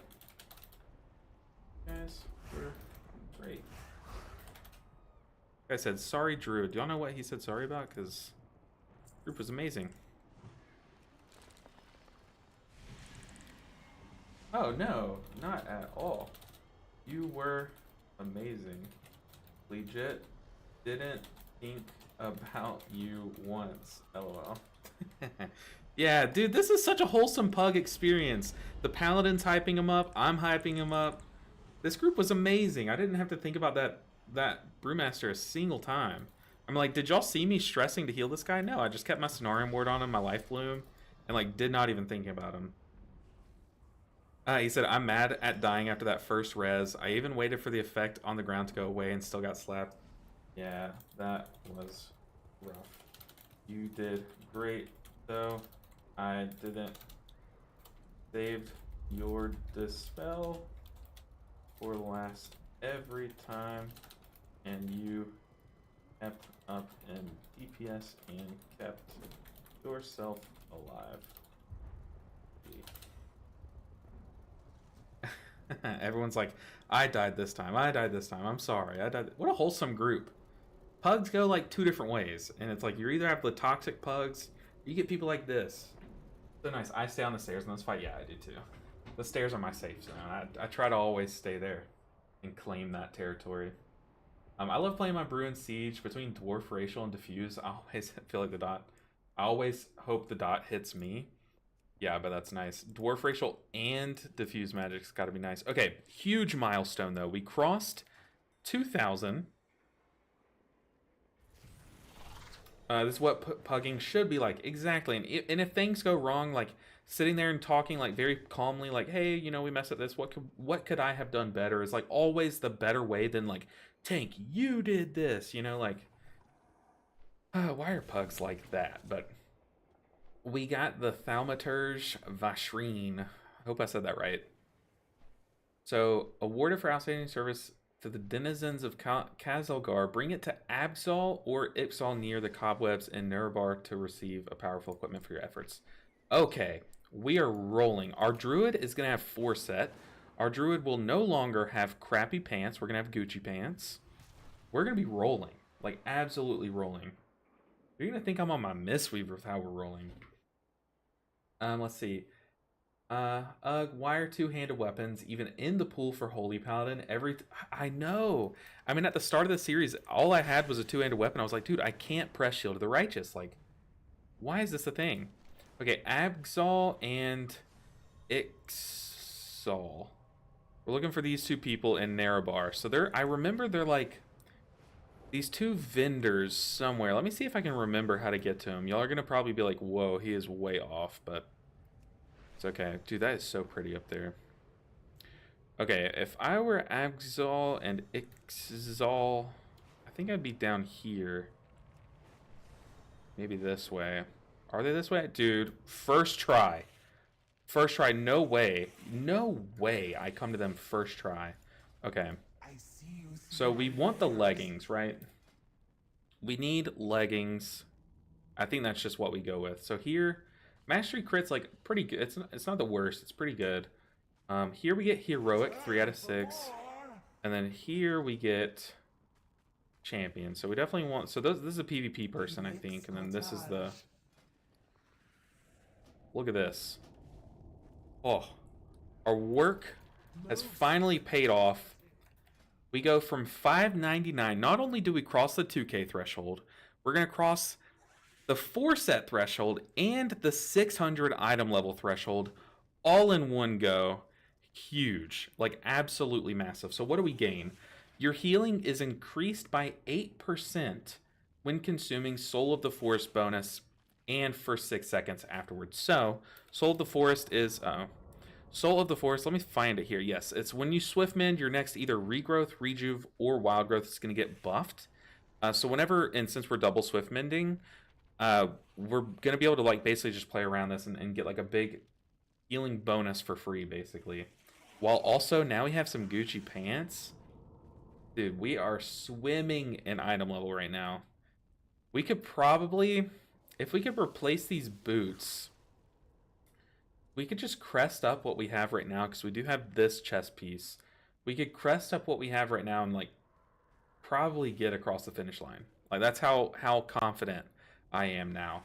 However, we do need to get the Emissary of War quest done on our other alts. So I asked you guys, what do you want to see what do y'all want to see next? What do y'all want to see me play next? I have all the other healers that I need to get 4 dungeons done this week. So we have, there is so much open range that we need to do. Let's see. Are you crafting stuff for these alts or just rolling with whatever gear drops? We're just rolling with it. There is one caveat, Hymnal. I did buy one piece of loot off the auction house. It's already been replaced. But our Holy Paladin, like we're talking about here, French Horn said, like, Holy Paladin, I had a 2-handed weapon, and it felt, okay, Disc Priest 100%, okay. It felt horrible with a 2-handed weapon. It just felt horrible. So I did buy, okay, we got the first 2 votes for Disc Priest. Let's load up the Disc Priest. I cannot stand playing Disc Priest right now. I'm still mad at it over the last season. We got a Holy Paladin vote, though. We'll swap it up, French Horn. We'll do, we got an Evoker vote, too. Like, oh, is that Dimitri? I don't know. I don't know who Dimitri was, but Dimitri was someone in chat. I don't even know what I was saying. Oh, but I did buy a shield, like a 560 shield for like 800 gold on the auction house, on my Holy Paladin, because we just needed, I wanted to be able to play the spec. I wanted to be able to press the buttons and stuff, so that's the only thing I'm like buying or crafting. Until we start, like if we get to like 2450 and we just can't get any further, then I might like craft like a piece on, but I want to save gold. If I'm being real, I'm kind of broke across the board on gold. And I think it's more fun to like be at the mercy of the final dungeon chests, you know? So let's look at what our IO looks like here. We still have so long to go, but we need a Siege of Borealis, a Dawnbreaker, and City of Threads. Let's do Dawnbreaker because we haven't done that yet today. Let's do Dawnbreaker, and then we can come back to Siege. It is you. Okay, so Dimitri. I called someone else Dimitri earlier, and now I feel bad, but I just saw y'all use a lot of the same lettering. Oh, now that I'm looking at it, it's not the same at all. Well, it kind of is. Oh, man. Yeah, I just don't... And see, on YouTube, like on Twitch, I can kind of like keep notes of who's who, but on YouTube, it's hard for me to know or remember who each person is. But it's nice to see you back, Dimitri. Nice to see you back. But we got a Holy Paladin vote. We got an Evoker vote. So y'all, it looks like y'all just want to see me play different specs. I'm here for almost every stream. Very nice, very nice. Thank you for the support. Okay, I'll try to remember that. So if there's a B period, that's Dimitri, because I just don't know how to read your name, if I'm being real. But now that I'm staring at it, I think I can kind of remember. Okay, let's queue up for some of these dungeons that will be brutal. So a +5. The thing is, like, we're taking a step back in terms of key level, but the difficulty is probably going to go up even further, because look, we're 584 on this character. So if we do like a +4, +5, it'll probably be the same difficulty as like +7s were on the Druid. Yeah, like we could probably push the Druid to 2500 maybe this week, or at least get it a good bit there, you know?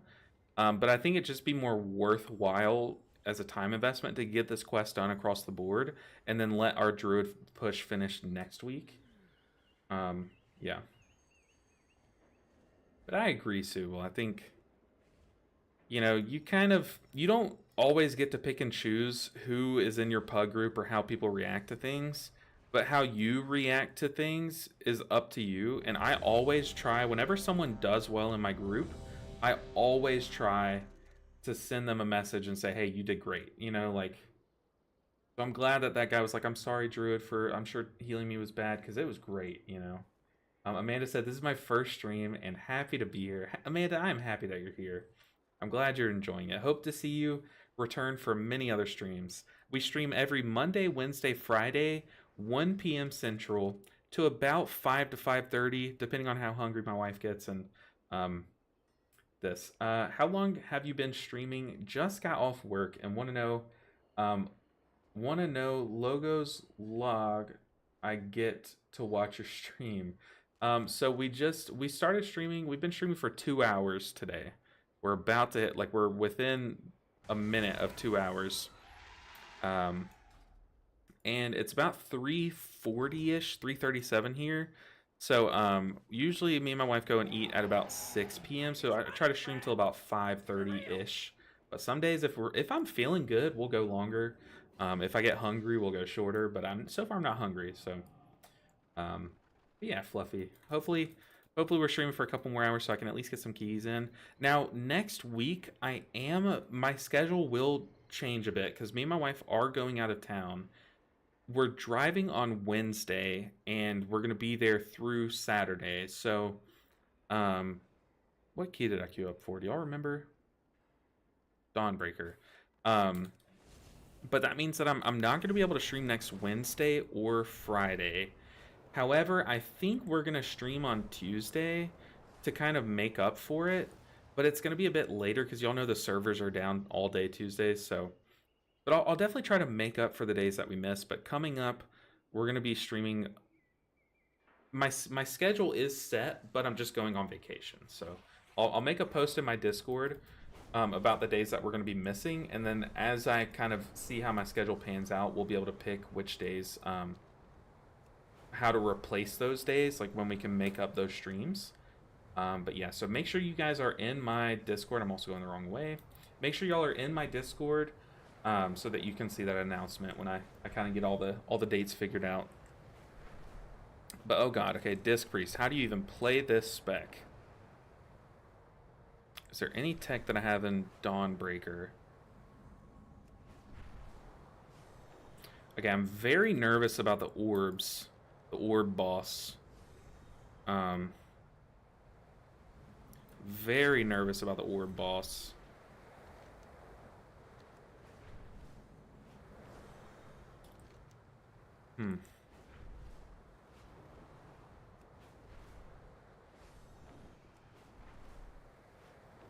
Okay, though. We'll be fine. Will Poison Cleanse Totem CD nerf cause healer meta shift? I don't think that alone would cause a meta shift, but that plus like some of the other like spells that people are gaining, buffs and nerfs elsewhere, like the meta might shake up a bit, but I don't think that alone is enough to knock them out of the meta for sure. Like some people are saying, some groups are just opting to have a DPS shaman to kind of like have 2 poison cleansing totems if it's necessary. But like it's not like poison cleansing totem doesn't come up in like every dungeon. So like that alone isn't what's making them like fully meta, you know what I mean? But yeah, like there are like quite a few buffs coming. So I don't know, it's gonna be an exciting time to see people push on different specs. I'm excited to test out in actual real keys how Sith Lord Monk does. I'm also excited to see how like full-on caster Monk can do. Even though I am a huge hater of rushing wind kick, I'm excited to see it play and see what we can do with it, you know. I love Disc, but with current damage profiles, it feels like it's never enough radiance. I agree. Like I feel like the atonement duration from your radiance feels really low. Like I feel like I'm always pressing radiance. Atonement healing is increased. Smite and penance increase the damage of your next mind blast by 25%.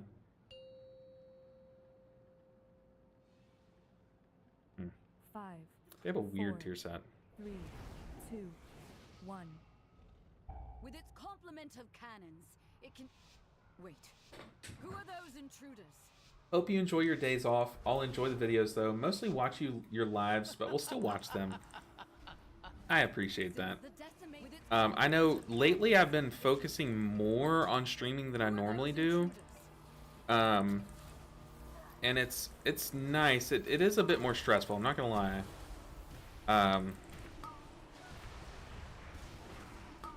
Okay, we got a pump.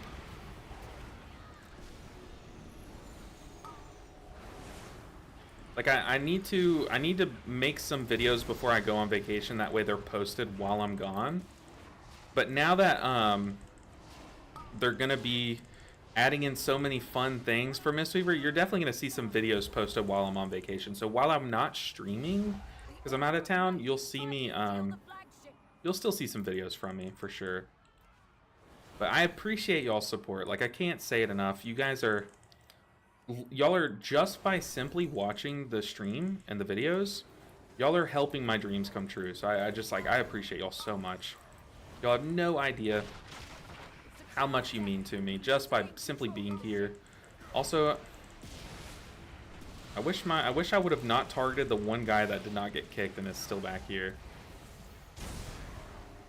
Because man, that collapsing vortex would have been so nice in that big pack. Do you see it? Ow!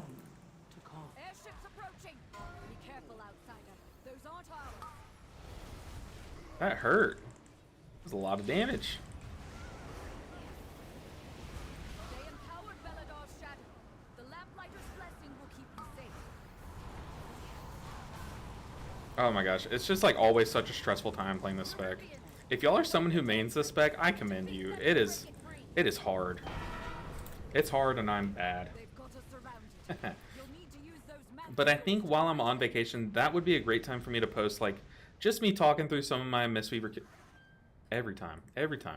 But just me talking through some of my Mistweaver kills on bosses in Mythic Raid. Please be tangible, please. Okay. Ugh, why does it do that? But that could be a good time for that video. Also, just me talking about the changes that are coming to Mistweaver would be a fun video for me to make. For while I'm gone. Yeah, if y'all have other video ideas, definitely submit them in the video idea channel in Discord. Because like I said, this series is taking a lot of my mental space, like, Do you see it? and a lot of my time. So just if y'all have a video y'all want to see me make and it's a good idea, definitely submit it. And I'll consider it, because the creativity of coming up with new video ideas has kind of gone down lately, admittedly, when I do this series, because it just takes up so much like mental space.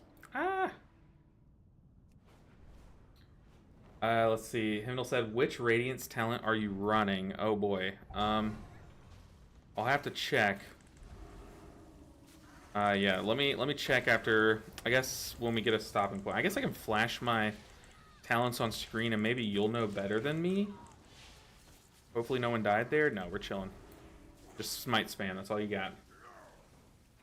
Turn off skywriting and fly like normal here. You still get giga speed and you can navigate easier.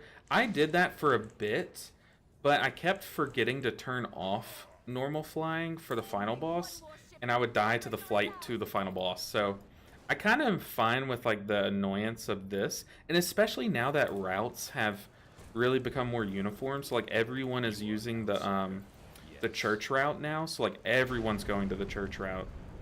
It's made it a lot easier for us to like navigate, because you just know where to fly after this boss, you know. Whereas before it was really annoying because you didn't know where you were going.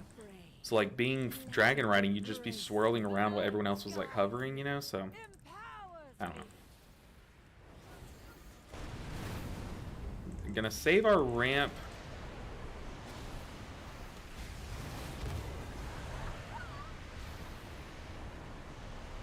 Let's go and renew around, just do those long atonements. The shadows bless you. Then we can ramp here. See. Let night be unending.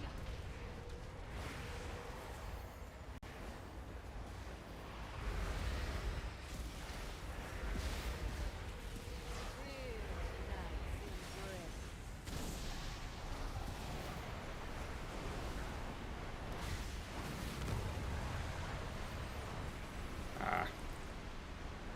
At least I have penance to use while on the move, but that was not the best ramp. I need to like, I definitely need to fix my feather macro so I can at least use it here. I should not have pressed. I should not have pressed that there. Oopsie. But it's like, you know, it's funny. You're recommending me go into the normal flying style. It's like when you play Mario Kart, some people love playing like the people with like a high control stat, whereas like some people just love playing people with like the high acceleration and high speed stats, you know. I was always like I kind of like playing the balanced characters, but I definitely preferred the speed more than the control, like your Bowsers and stuff. But my favorite was Luigi whenever I would actually play. He was more of a balanced character, I think. The shadows bless you.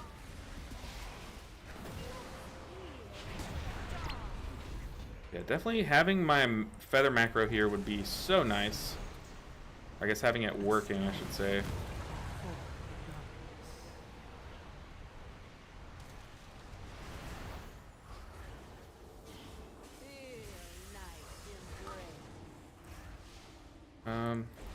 Okay. Oh, I was in the Venn diagram. Oh, that's so troll. They might be okay without me. Oh, that's so troll. I ran right into the Venn diagram. That's so sad. You're running shorter cooldown Radiance rather than longer Atonement. Radiance should swap. It feels much better. I definitely don't disagree. I probably should swap it.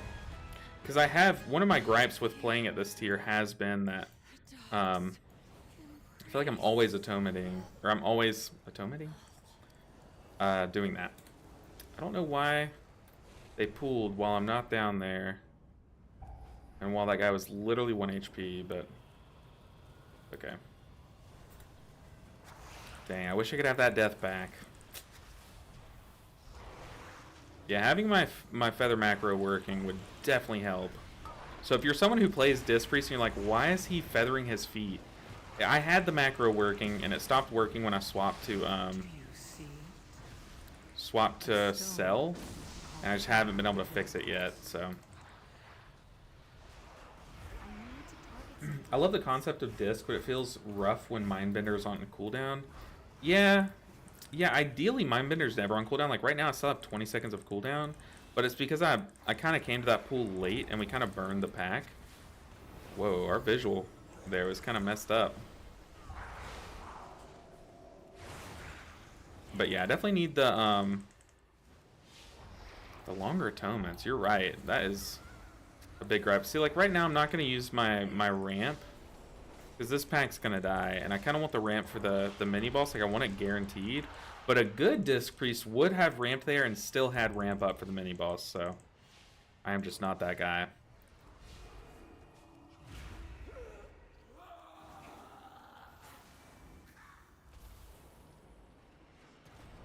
What is the tank doing? Also, our freaking camera angle here is like so bad.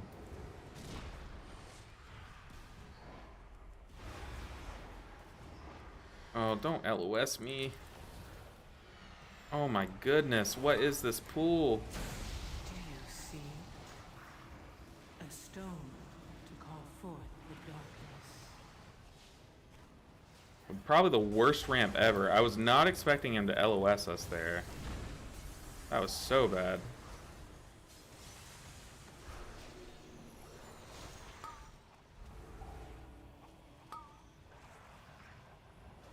What is happening? Oh, the tank said my bad. So something went wrong there, but...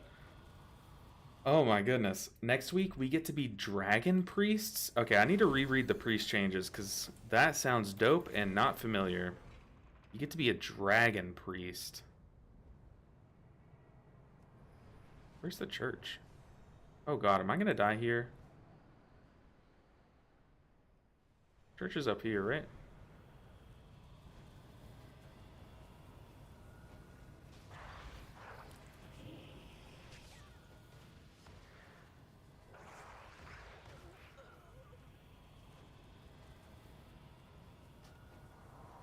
I'm a new player. I'm new to this dungeon. This is my first time in this dungeon. I'm not the only one. Oh my goodness, that is so bad. Dragthier, you mean? Next week we get to be... No, I think like they're doing a bunch of weird changes. What is happening? Where are we? We're just going the way we came. I don't know where they're pinging. I'm going to land right here, and then I'll take some time to think. Okay, now we landed over here. What are we doing? What is this route? Do you see? A stone to call forth the darkness. But is that a thing? Are they making you like giving you a dragon spell? That'd be sick. Or are you just meaning evokers?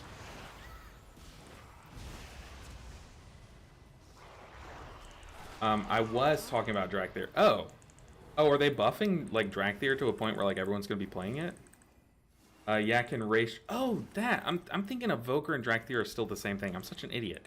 No, you're right. Yeah, you can swap to your characters to Evokers. Everyone's saying that they like messed up. I think my guild was talking about how they messed up when they were trying to implement that, and like they accidentally broke the wing buffet timer or something, right? Or I don't know, but yeah, a lot of people in my guild I think are gonna swap to Drakthir so that they can not be wheelchair classes, you know. That's pretty cool. And have like more CC and stuff. It's gonna be really cool. I don't plan on race changing. I am Tauren until the day I die, but definitely think it's really cool that you can do that. All right, we need to have like just one good ramp. A stone to call forth the darkness.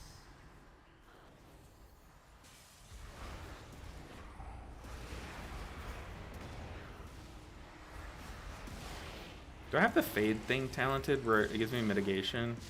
Probably not. Definitely should.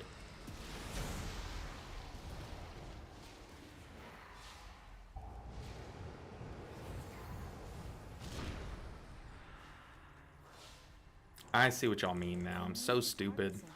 I was still thinking like, wait, I was still thinking Drakthir and Evoker were the same thing. Still have that mindset. We gotta shake that though. Okay, we've got Desperate Prayer popped. Got our ramp going. It's already a scuffed ramp, but that's okay.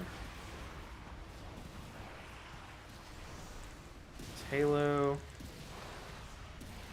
Refresh atonements, but yeah, definitely need to go longer atonement talented.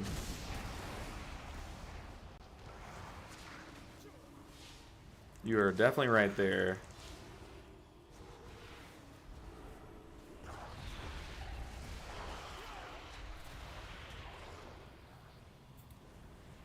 Alright, Mr. Tank. Take us on this weird route. Let's go. Can Evokers be another race then? I just see the thing is like I know that I'm not gonna change, like I'm not gonna race change, so I haven't really looked into it enough. Uh-oh. Uh-oh. Uh-oh. Uh-oh.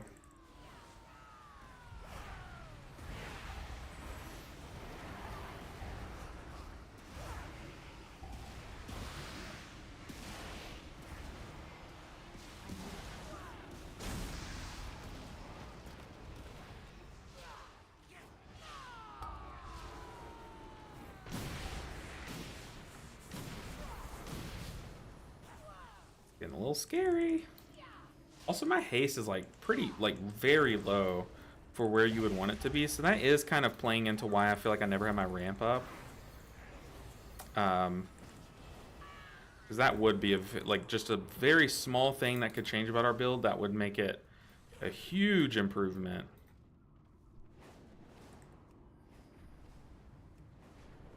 Okay, here we go. If y'all thought this has been a scuffed dungeon,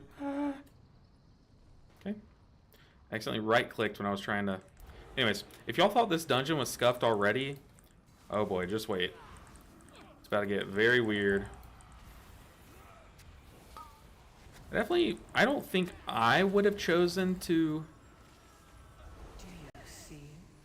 pull this mini-boss here with how scuffed this group has been. But you know what, Tank? Pop off. Yeah, see that guy just standing there in that. Well, yeah, I would not have done this pool like this. I would have done these in 2 separate pools. I'm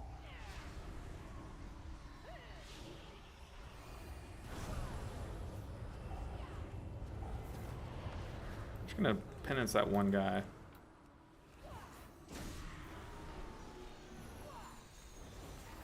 We're trapping ourselves in a loop where we're just using our casted heal spells. We need to get out of this loop.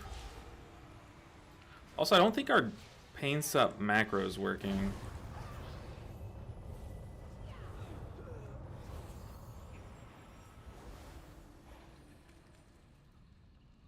Okay. Well, that went like kind of okay. Enemy died, so we'll take it. Okay, nice. We're killing this spider. I like that. Definitely think when you do a pug group and it's already as sketch as this one's been, It's nice to just get this guy out of the way, you know? Can Evokers be another race, though? I don't know, but that would be really cool.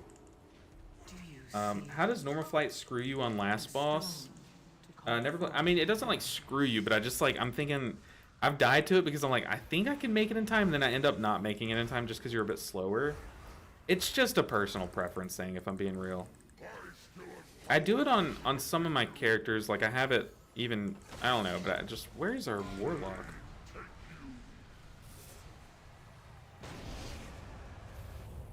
Our warlock is dragon riding right now. That's crazy.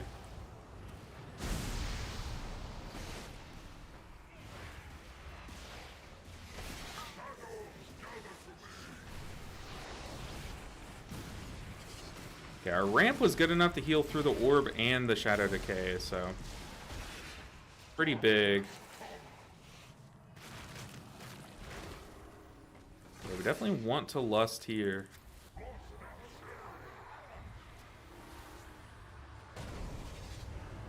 One cool thing that we can do on the priest that we can't do on other characters is we can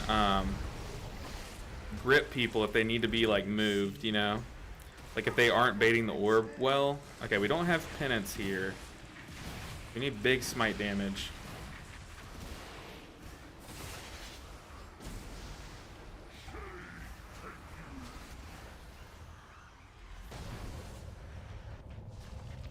We can rapture this. Yeah, definitely liked rapturing there. And then now we should be able to reset our thing here. Let's go ahead and Halo. Good group. We get our ramp here. We're gonna sit on this penance. Go ahead and Power Word Radiance. Penance, jump over.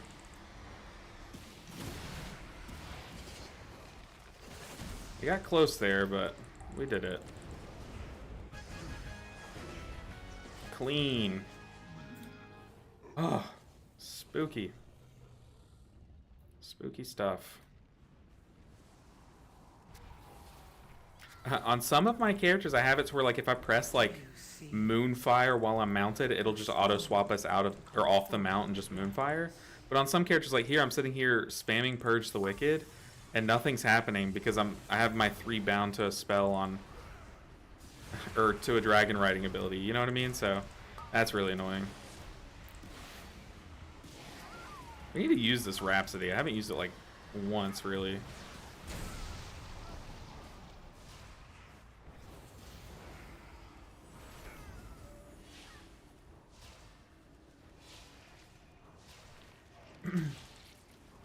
But it would be cool. Can you play a monk Drakthir? Is that a thing or no? I just haven't looked into the Drakthir changes a lot because I know I'm not really gonna do it. I never played Mario Kart, but you do seem kind of like a Luigi guy. You know what? That's a compliment. I'll take that as a compliment. I feel like someone else could have said that as an insult because Luigi's just like, he's just goofy, you know? But I take it as a big compliment. But I just remember, like, I would play it on my DS, like, as a kid. Sometimes, like, whenever I was bored of Pokemon, I would load up the old Mario Kart and have a good time as Luigi. Do you see it? A stone to call forth the darkness.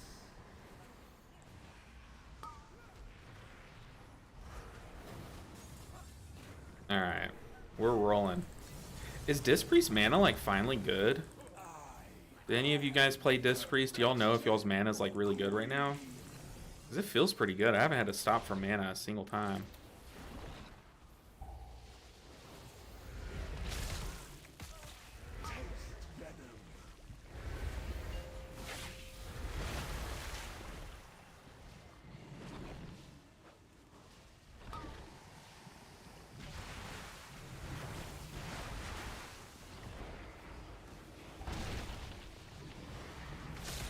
I think they're gonna nuke us.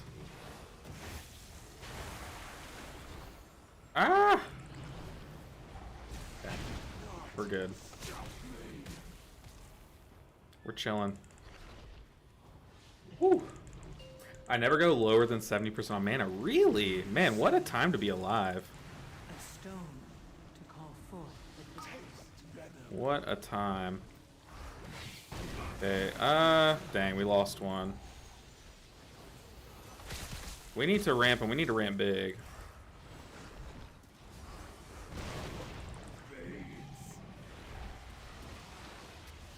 There's just so much like required movement on this fight. It's really annoying.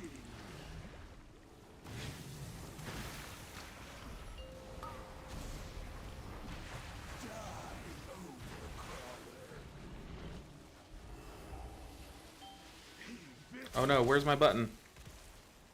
Ah! Yeah, it's definitely a wipe. We were doing really well. Like, they were doing the bombs well, and then someone died. That was my fault, though. My ramp timing was very bad. It's even better than Monk. You don't have to drink Mana Tea. True, you don't have to take time off to get mana back. That's crazy, though. Their mana's that good. I guess, like, when Smite spam is, like, the play, I guess Smite's very mana efficient, right? Yeah, when one of your good healing spells is the spell called Smite. That does that. What does it cost? Like 100 mana or something, or it used to. Crazy. They blew up with the bomb from the wave stun. It looks like. Ah. Gotcha. So was it? I saw like I still feel like I can take some of the blame there because I did not play very optimally. I started my first ramp late, which set up our next ramps to be behind. So definitely want to take some of the blame there.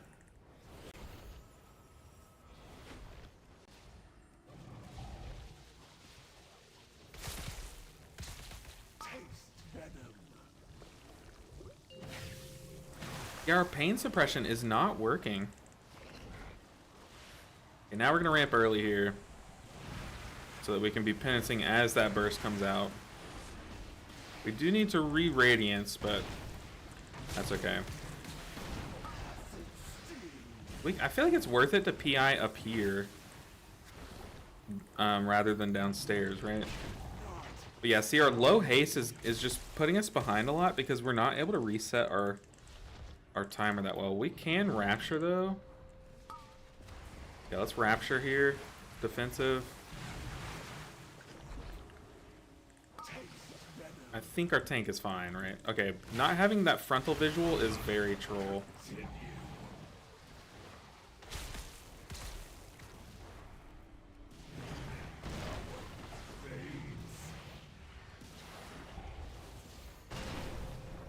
Okay, super easy. Yeah, that was a lot cleaner. So it does look like someone did die with the bomb to the wave. But then again, they shouldn't have been in death territory because I should have healed them better. So yeah, I definitely feel like I take the blame there for the death. Or for the wipe. Are we close enough? Can we make it? Yeah, we're close enough. We're chilling. Gonna refort. That is crazy, dude. Disc priests have good mana? Wild. No speed boost on glide, double CD on buffet, and no tail swipe? Yeah. Definitely different. You get nerfed when you aren't an evoker, though. That's what I've heard.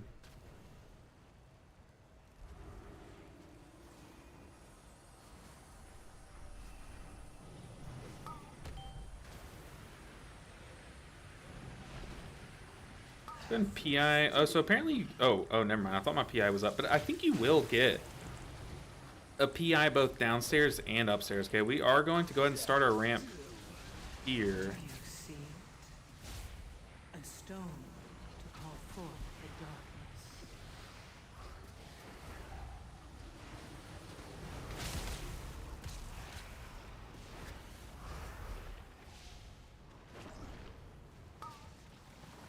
Okay. Yeah, you can PI upstairs and downstairs. That's good to know.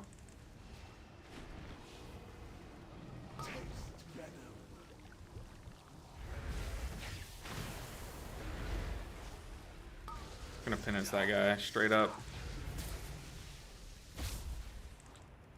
Okay, we are going to go ahead and ramp here. Might be early, but maybe we just sit on the penance, I think is the play. Just smite spam until the erosive starts. Hopefully those atonements don't fall off. They did, but we got good value from them. We got close. Then penance again. Dang, we didn't catch that next penance.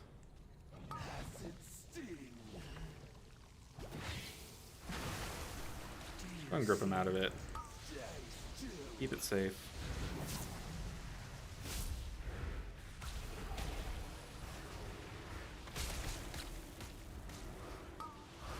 We can close things out with a ramp. Oh, I thought I had Atonement, or I thought I Radiance there. But I guess I canceled my Radiance cast there. That was kind of scuffed. Alright. We slammed it. Slam that key. I am not a good Disc Priest. But I do think I'm throwing myself off a lot on timings with the whole the Radiance change. I do need to swap that, and I bet I'll start playing a lot cleaner.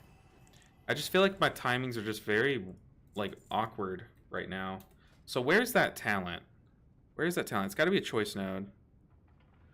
Also, not having Pain Sup working. I don't know why it's not working, but it's just not. Gotta be a choice node though. Where are we at? Ah, here it is. Reduces the cast time of Power Word Radiance by 30% and calls it to apply to an additional 10% of its normal duration. Yeah, we'll definitely do a dungeon, try that out and see. Hearing you narrating Disc is like having someone in my head.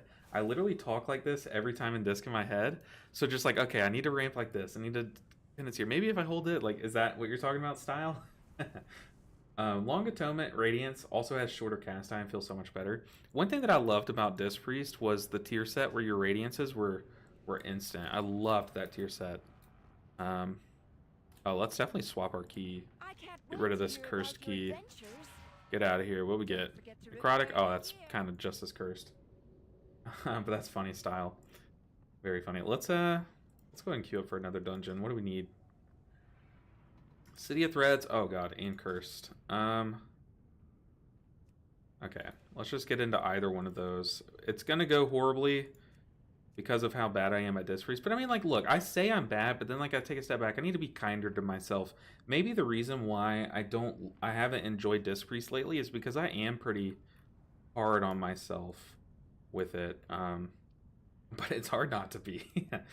Instantly taking that back. Yeah, 100%. I miss Instant Radiance so much. It was so nice. Like, it was really fun. And, like, being able to cast Radiance on the move, like, I was actually doing some... I had a second guild where I was AOTC grinding with that guild. It was really fun, really chill. But I was playing my Disc Priest in Raid. I didn't really show it much, but it was a good time. Having Instant Radiance was nice. Okay, let's get into a group. Siege and City of Threads. Two pretty brutal dungeons. But we just did a 6. Yeah, it was a Dawnbreaker. But 6 Tyrannical Dawnbreaker is like kind of tough. That third boss is kind of tough. You gotta believe in yourself, LV. You're right. You need to be confident. I feel like confidence is like so underrated as a healer. Because if you start to doubt yourself, then you're just gonna like be behind on mechanics. And then fall behind on healing because of it. But how much of a boost is the Disc Priest tier set? I feel like it's not like...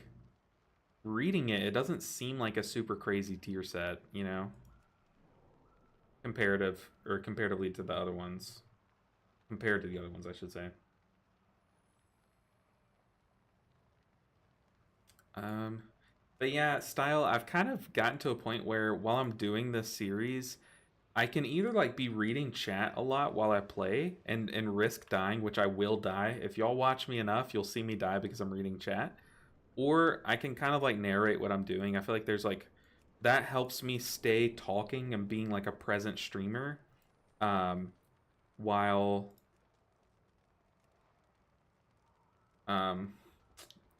also not inting, you know what I mean? Let's do one more disc key, and then I'll hop onto either the Paladin or the Evoker. I'll let you guys vote again on the Paladin or the Evoker. But let's just get one more key in. That'll put us at about 2 out of 4. Then I could probably just like Mythic 0 the other 2.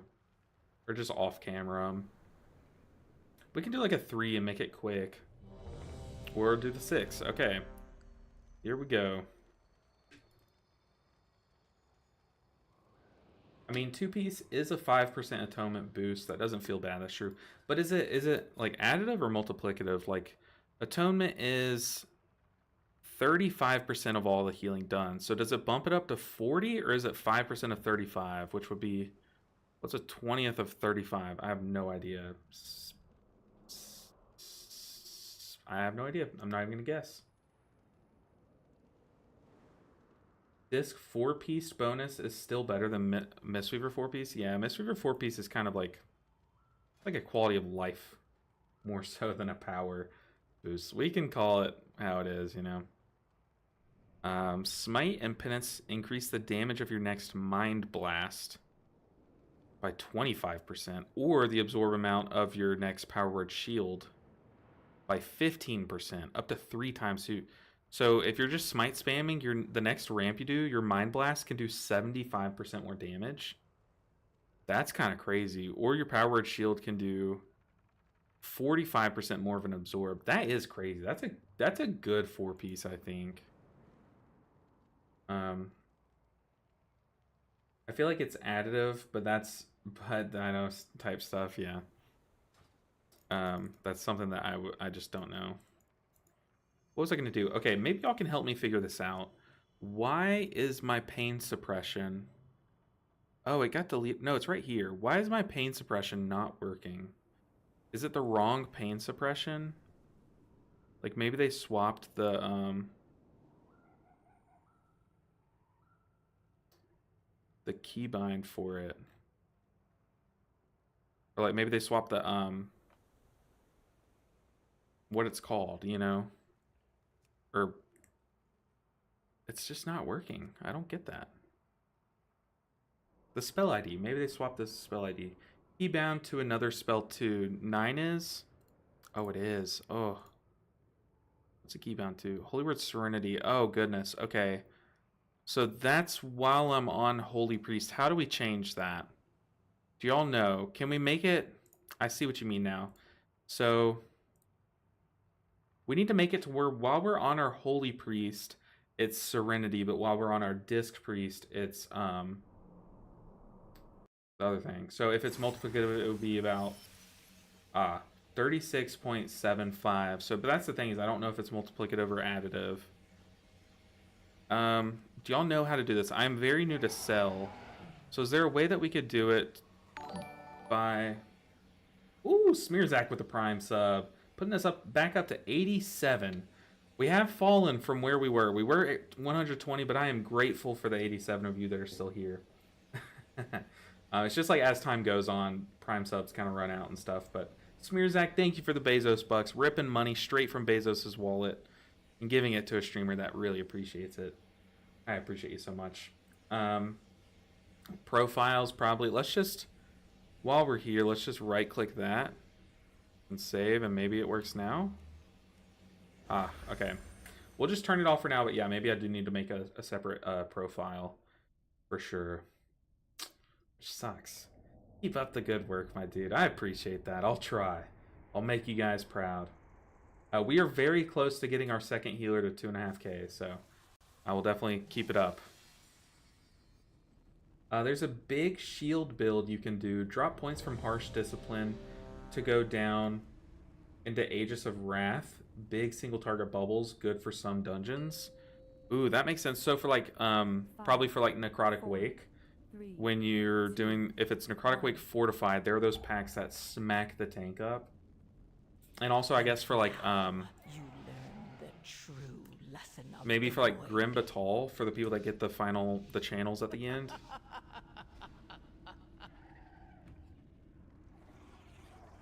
It's definitely interesting. Oh, I need a fort buff. God, my haste is so slow. Did y'all see how slow that global was? It is, like, brutal. Just PI someone. I don't know. Great ramp. I don't know who to PI yet, but on the first pull, I kind of just picked someone. Maybe we should not have ramped here, because that was rough. I just thought we would need it. Yeah, we're definitely... Look at our ramp. Our ramp still has 30 seconds on it.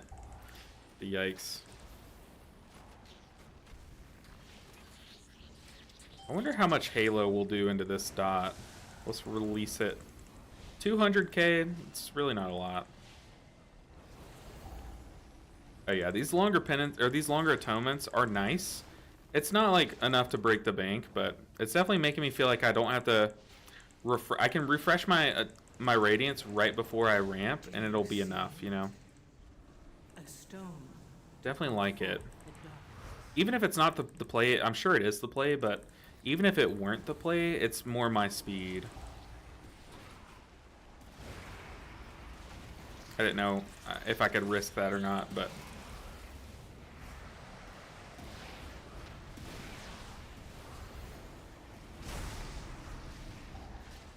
this boss is going to be pretty tough. I think this boss might be the hardest one. Well, this one actually the duo boss, the council boss. This will be like my first time because I didn't test this dungeon on Disc Priest on the beta. This dungeon I kind of stuck to like only on a few healers like Resto, Shaman, and my monk. And I think I did it on Holy Priest a couple times, but I did not test this dungeon on Disc Priest at all. So I don't know.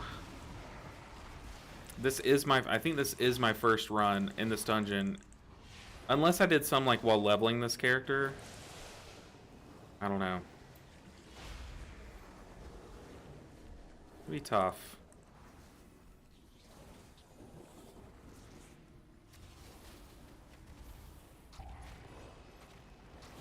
Yeah, we gotta ramp and we gotta ramp big. So let's okay, PIing the Devastation Evoker seems like the play. Do you see a stone? But yeah, the Devastation's kinda popping off.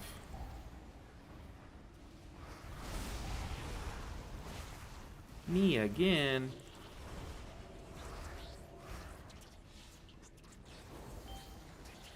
Oh yeah, longer atonement's the play. We don't have atonement here, so spread renews. Maybe we can just do a renew ramp off the rip. Ooh, definitely need to pain up the tank before subjugation. Alright, who's gonna target? If it goes on me, I'm defensiving. Don't die, Boomkin! Oh gosh, 2 of us got hit, myself included. Okay, we are ramping though. Maybe I save penance for the move. So yeah, let's just Void Blast here. And then while we move, we can penance for any stragglers. Like that's the play.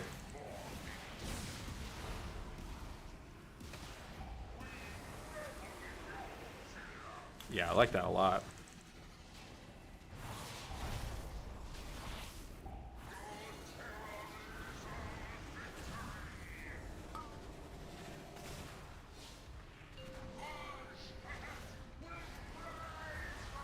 I said I liked it, and then I'm already not able to do it. Oh. He was pinging which way we were going, and people were still on the opposite side. That was a bad ramp on my part. Didn't have Atonement, or I didn't have Radiance ready. Bad play. Gonna dispel myself, so Boomkin, be careful.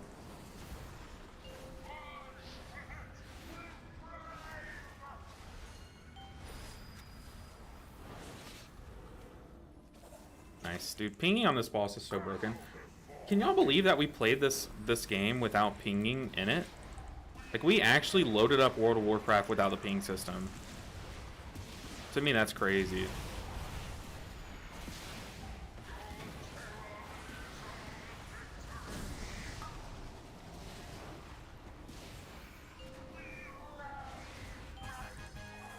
Easy. Okay, look, it was not pretty, but we killed the boss. At the top of the use common profile, you can change the per spec profile. Bold crew, I'll definitely look into that. That is such a good shout out. I didn't even think about that, but I was like, man, why is my paint suppression not working? But now that I've gone so long without being able to use it, I need to get back into the habit of pressing the freaking button. Which is feels bad, but now it's at least it's nice to have. Oh my goodness. So Gauntmer Onslaught, the first boss of Arakara, I have lost so many teammates to this week already. It's crazy. Like, it seems like everyone in my groups has forgotten how that mechanic works.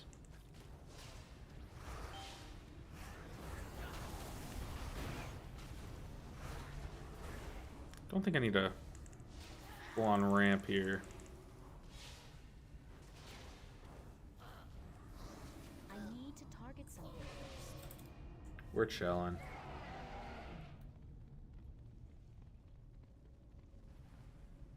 Alright. We're so good. I also haven't been using barrier.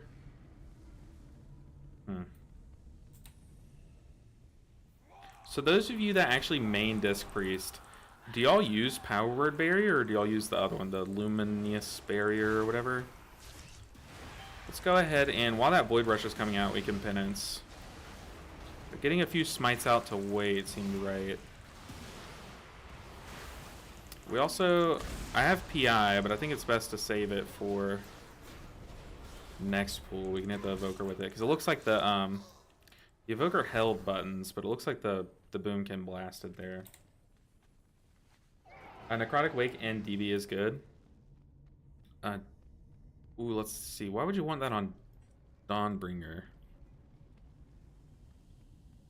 What mechanic would you want Turbo Shield on Dawnbringer? I use Barrier, but not a main, LOL. Okay. The thing is, like, I'm so used to Barrier, so, like, I just use it too. And it's so nice, like, as, like, a third pain sup charge on the tank if you need it to be, you know what I mean? Speaking of pain sup, let's just use it. Just put it on cooldown. Help the tank. Like, it's better to kind of throw one away than to just sit on 2 charges for a whole dungeon. I was supposed to have PI'd. Oops. A stone to call forth the darkness. Unleash Halo too.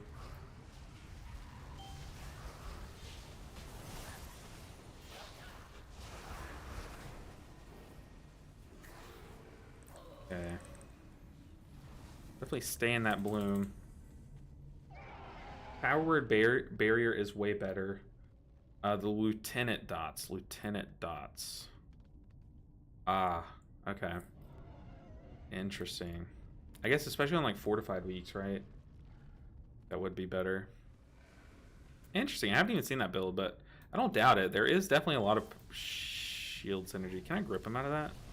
No, I can't, but my grip is still on him. Is he just flying across the dungeon now? No, he's not. That would be so cool. If you like pre-gripped someone when they teleport and they just like fly up to you.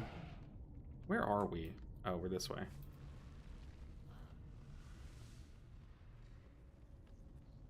Okay. But after this, I'm going to ask you guys to do a poll.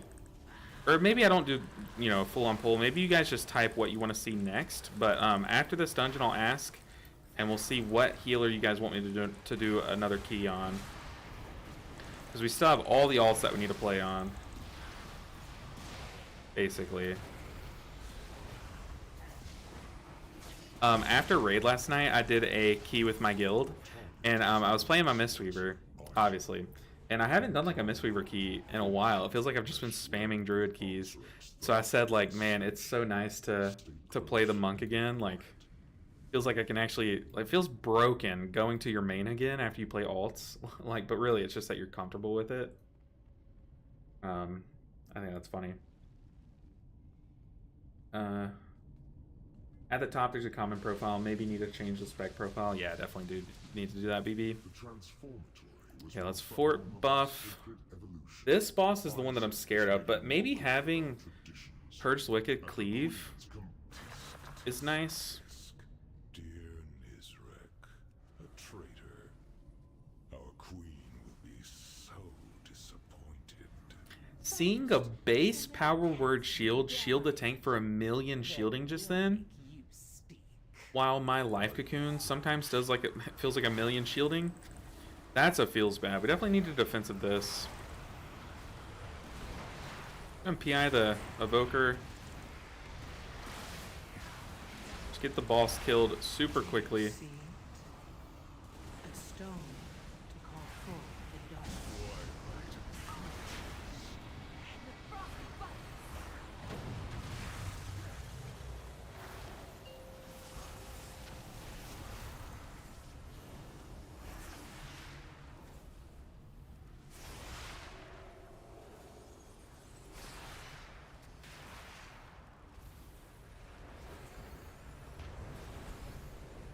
Okay, maybe we don't just ramp on cooldown. We might need to save it for mechanics here. Everything.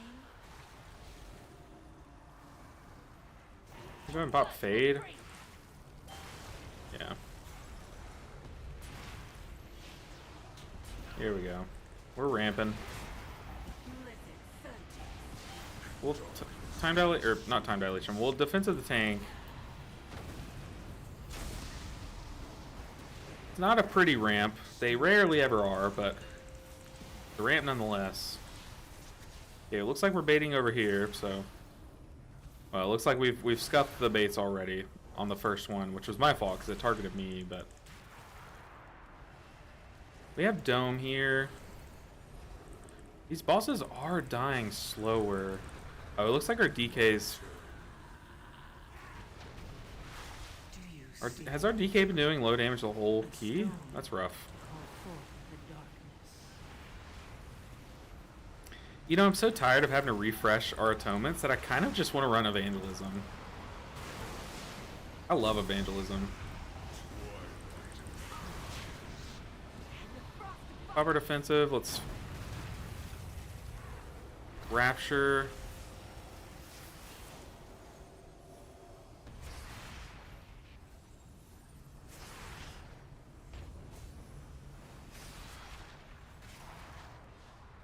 You get a second PI, I say we just pop it.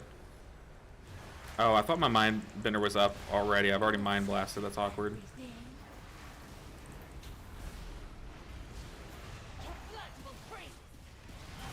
Okay, so it wasn't that bad.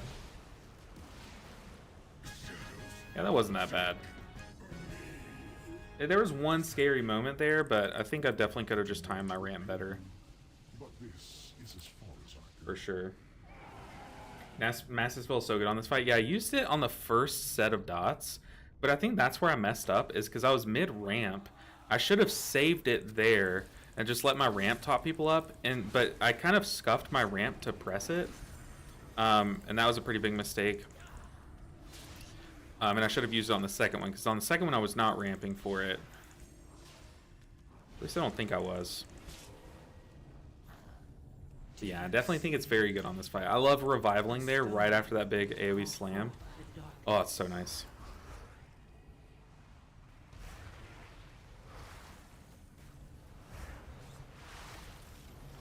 Okay, now we don't have PI. Spread some dots around. Let's pick a primary target. Oh no, he's gonna die. Immediately. Everything is. Oh god, the ramp was so bad. Look at our Purge the Wicked just spamming there. It can't decide if it's on this target or not. I'm gonna smite spam here. Hey, what's up, Ninja Bean? Hey, it's been a while. It has been a while. Grinding, but love to see it. Oh yeah, the priest. Yes, so what we're doing this week, Ninja Vink, is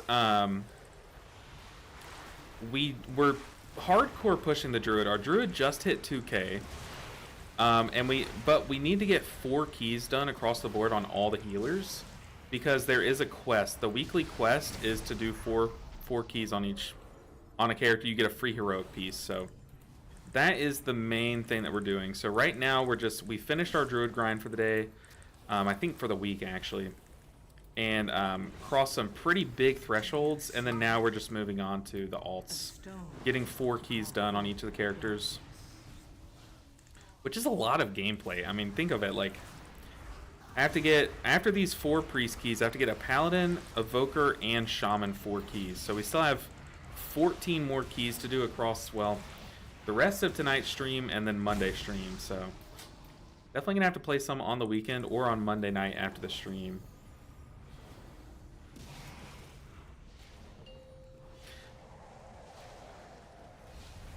But you know what I could do, since I'm going out of town next week and not gonna be able to stream too much, is I could just split up this week's video into 2 parts. So I could talk about the druid grind in one episode, and then the next week's episode be the rest of my alts grind and whatever we are able to do on... I could do that. I think that would be just a better way to go about it since I'm going out of town next week. Ooh, I think we're onto something here. We're cooking.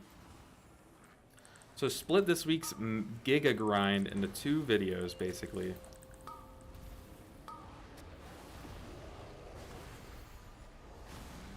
Ow. Uh-oh.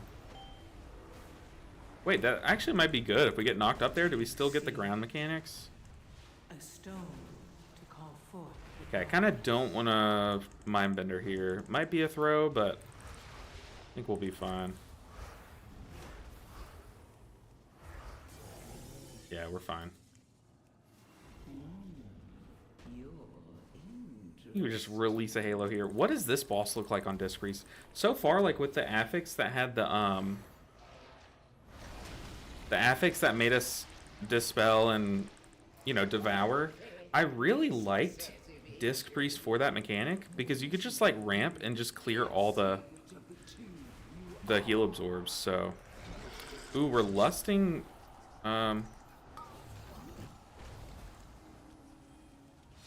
Yeah, okay, this guy was like, do I lust here or the next boss?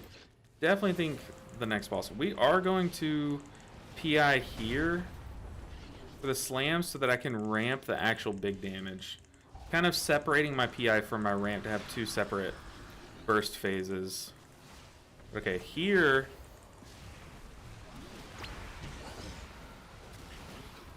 I don't know what our self-healing looks like, but I did collect a bunch of orbs. Okay, that actually went well. So if I collect a bunch, and then I ramp, I can even collect a bunch and then single target penance, but I don't think that's the play. I think as a Disc Priest, I would rather multiple people get them. A stone to call forth. Ah, he sat in his puddle. Oh, that was horrible. That was horrible. I definitely should have ramped there. What am I doing?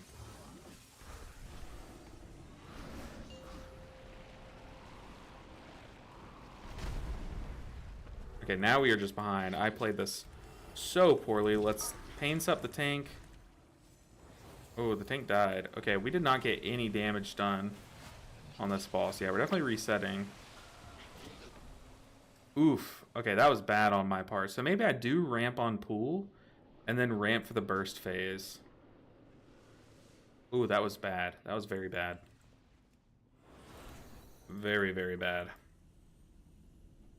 So for the, maybe I tried ramping the, I mean, I could barrier it, but I kind of want a long-term solution. Like, I don't want to plan to barrier the first one, because then it's like, then I'd do the second one, the big burst phase, without barrier. So I kind of want to not plan on barriering the first one so that we have it in case I need it for the second one. And I know if I ramp, I'd be able to heal the first burst phase, but that was really bad. Why didn't I ramp there? I could not tell you. That's just discomfort with the class. Thinking too much about what I'm doing with the class-wise that I forgot about the boss mechanics. Yeah. Okay, we're good. We are fine. Just focus up.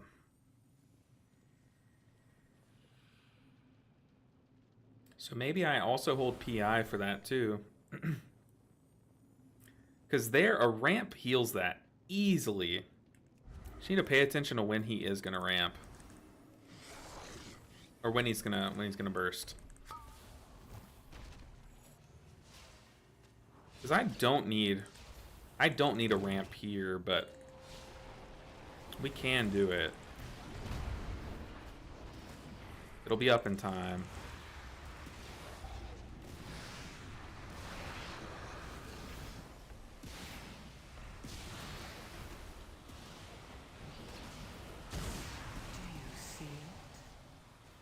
Stone to call forth the darkness.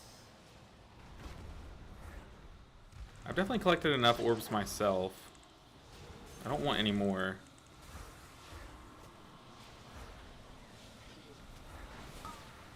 Okay.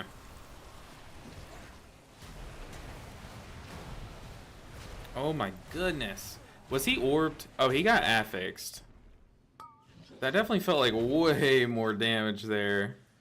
Yeah, that was the affix. Okay. Now I feel less bad. Affix. We're okay. We're okay. Don't panic. Don't panic. Don't panic. We honestly, we could lust here. And like, oh, why am I mounting? We could lust here, and if we really need it, have it up for the final boss.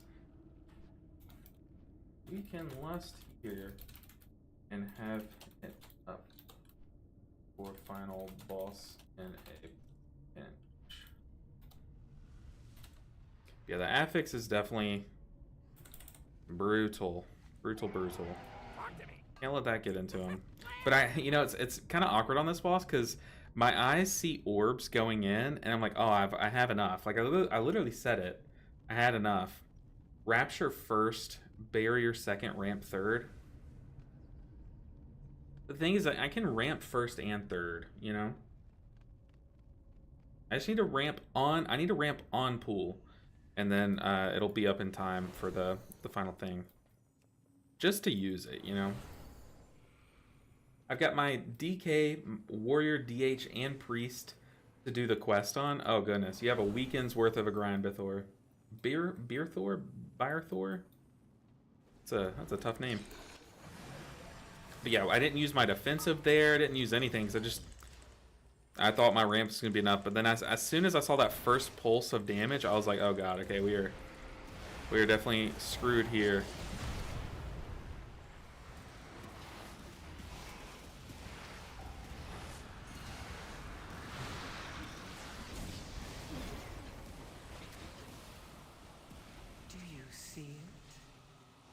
Stone to call forth the darkness.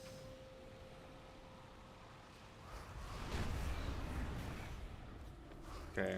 The affix bar does not look like it's gone up at all.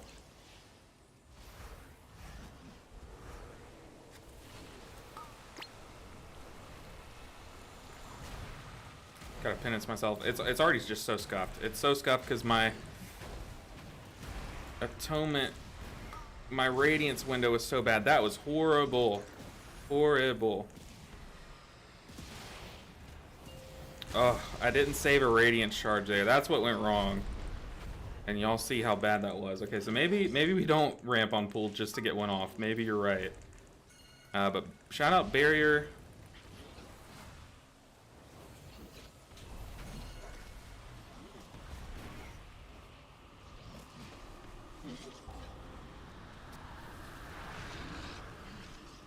Definitely need a radiance charge here.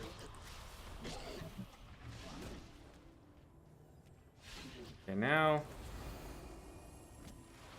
we're good to go. Do you see it? A stone to call forth the darkness.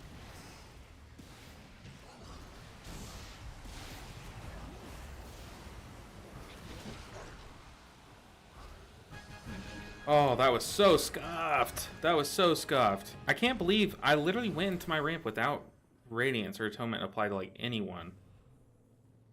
That was brutal. Yeah, I was gonna say that ramping first leaves you a bit dry. Didn't want to seem back CD. Oh no, back CD. Y'all know. Y'all see how scuffed my Disc Priest is. Like, Disc Priest is easily my worst healer right now. It used to be my second best. Like, there was a time where I was like, I could main Disc Priest and be fine. Like, oh my goodness, that's so annoying.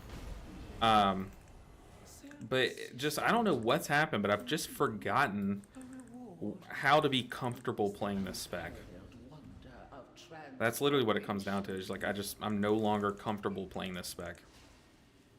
So back CD, definitely fine with back CD for sure.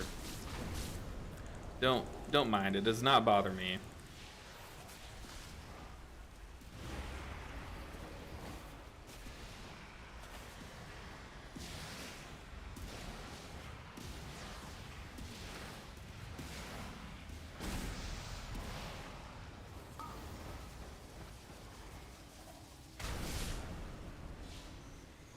Maybe on this pull I ramped a little too late because it could have covered both of those umbral weaves, right? Or maybe it's too short of a duration.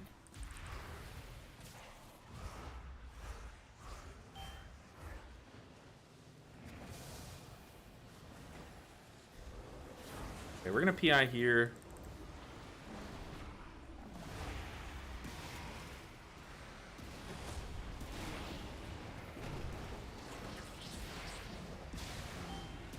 I do also think, I mean, this dungeon just in general would be easier if our DK was doing as much damage as he probably should be, but that, I mean, that's fine. Like, in pug groups, you should always expect a variety of skill.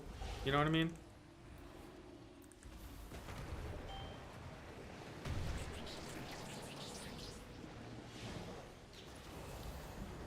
Like, sometimes you're gonna have people who are playing alts, and then sometimes you're gonna have people who are, like, brand new to the game, you know?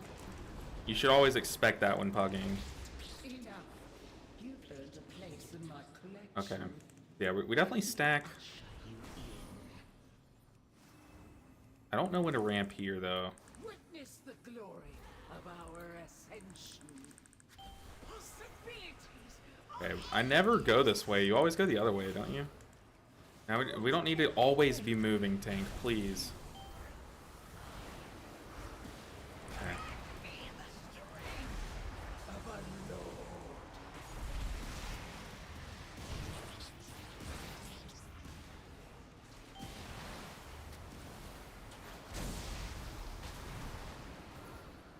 What can I make?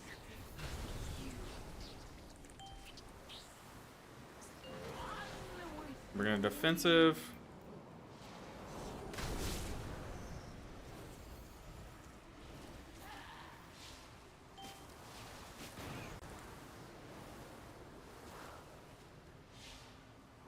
Ooh, shout out barrier.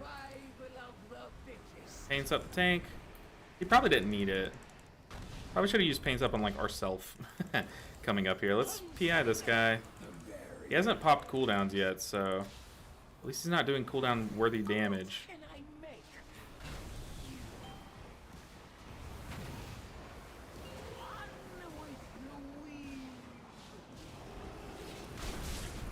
Shout out Rapture. See it? A stone to call forth the darkness. Yeah, I don't need to. I definitely should not be ramping Splice, I think. Or maybe I should. Maybe. Hold up. It is ticking like crazy.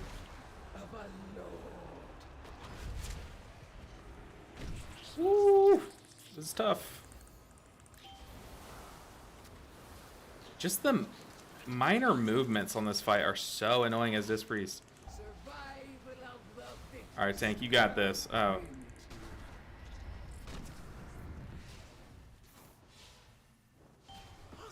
Okay.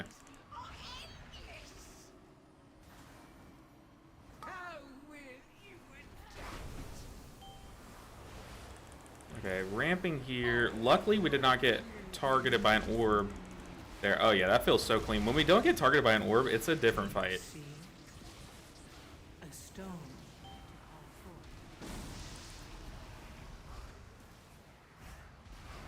forth. Like, that's a different fight there. For sure. Then when you do get targeted, oh, it's so bad.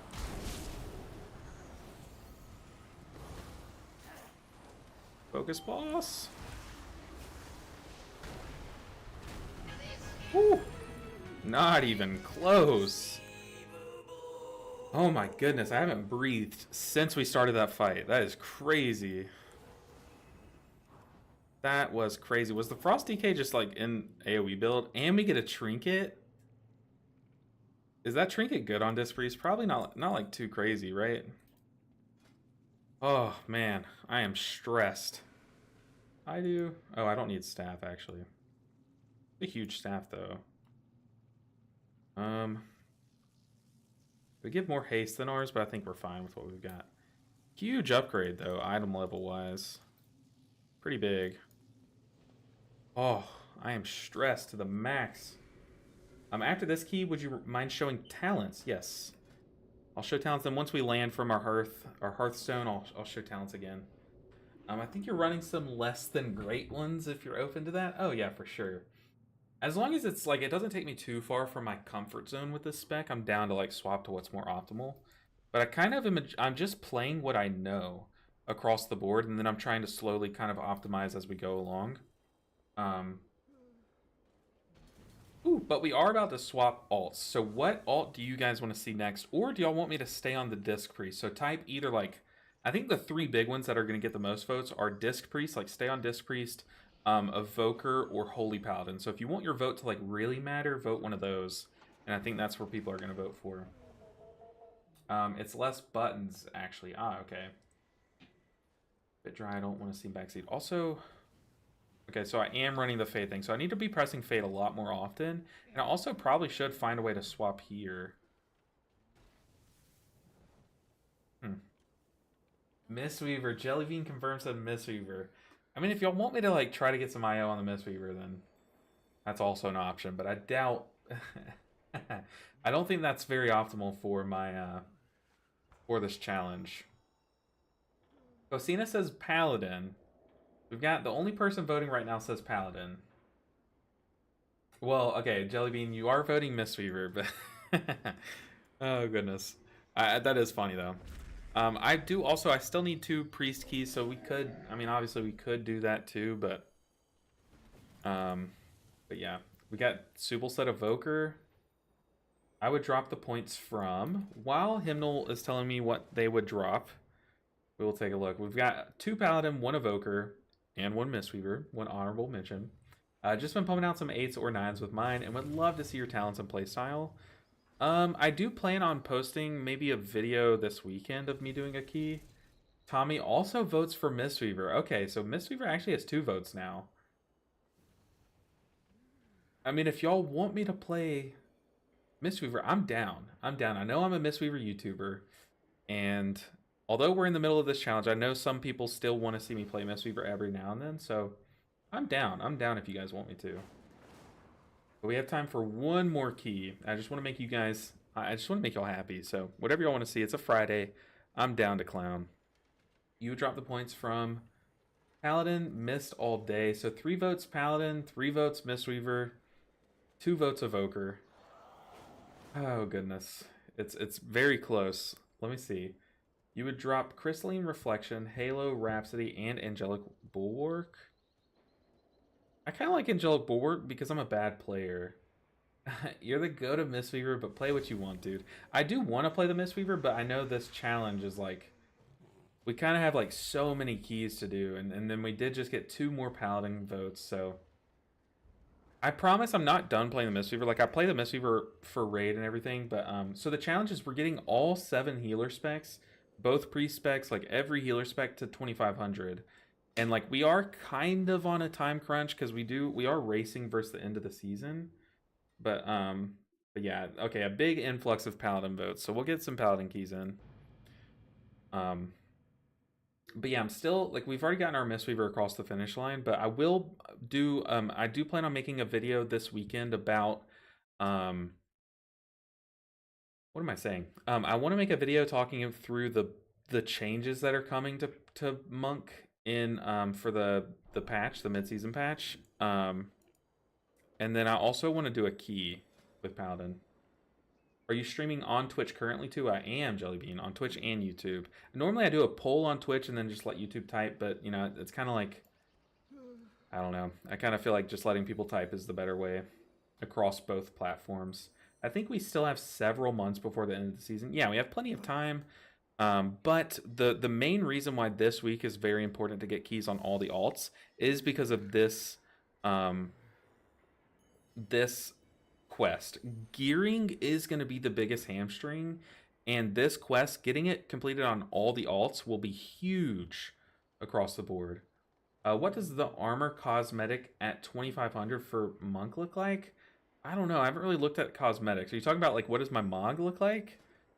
It's on the... My Mog is on the thumbnail of my Mistweaver finale episode. That's what my Mog looks like. That's what we're talking about, but maybe I'm missing something. Do you get a certain cosmetic look when you hit a certain IO or something? Interesting. I am unaware. Let's look for... What do we need? Stone Vault, Arakara. We have an Arakara. We could just push R key.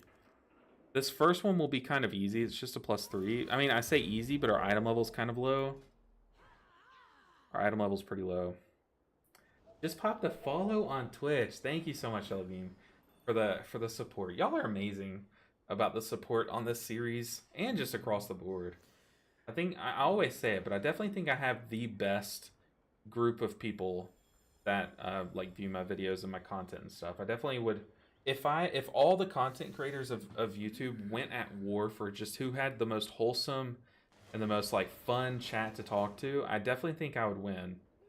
Like guaranteed for sure. Happy Friday. Happy Friday, Andy. Hopefully y'all are having good Fridays and have a some fun plans for this weekend. Okay, this paladin's kind of huge. Which weak aura for H-Power are you using? So this was the Luxnos one from like way back when. I just haven't updated it. I just kind of never made one of my own. But this one is the only one. If you watch me play any of my alts, I have created my own. Oh God, Lim, no, please. No, but I've made my own weak aura package for all of my characters except for Holy Paladin. It's the only one. I should probably go follow there too. Yeah, definitely go pop a follow if you are on. Ooh, whoa, we're at 1,800 followers on Twitch. That's crazy. That is crazy. But yeah, definitely go follow me on Twitch if you don't mind which platform you're viewing on. But if you're watching on YouTube and you want to stay there, subscribe on YouTube. It's free. Hit the bell notification. That'll let you know when I go live more reliably. And then also join my Discord. It's a great way to know when I go live because I post as soon as I'm going live. And you can just click the link from my Discord. Yeah, follow up. Do all the free stuff. It's free to do so, and it really helps me out, and I really appreciate it. We need a lust, don't we? Who's got lust? This guy's got lust. Let's bring in a hunter. Jellybean, what's your thoughts on Elv UI? Mine's been recently crashing on me after every Hearth to Dornagal, really. So I never used, let me get that link for you guys. I've never used Elv UI. I've heard very mixed opinions on it.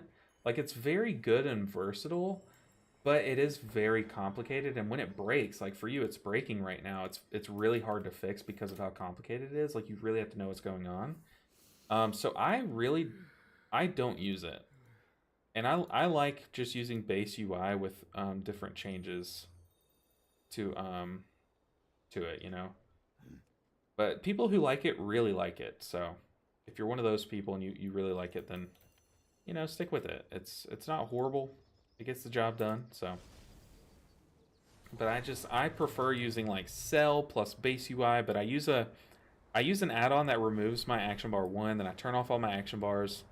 Try to have weak auras show me all my spells instead, so it's really personal preference. If it's breaking for you though, there I followed in both places. Huge French, huge. Do you use any add-ons for changing your base UI? The only thing that I use is one that turns off my action bar 1. Outside of that, it's kind of all just base UI with like Cell and other things. Where are we going? We're going to Arakara? I think so.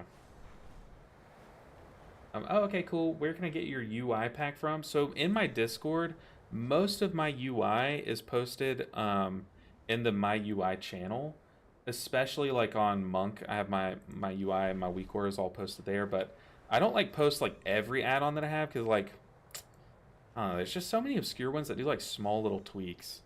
Like I said, I have a whole add-on that just is, its only purpose is to disable your action bar 1. Why are people leaving the group? What is going on? People are so weird. I think they're inspecting me and like, oh, he's not gonna be able to heal it. Even though it's a 3, I'm easily gonna be able to heal this. Probably looking at my weapon. Yeah, but the only one that I use is let me see, I think it's literally just called disable action bar 1. Disable default action bar or something.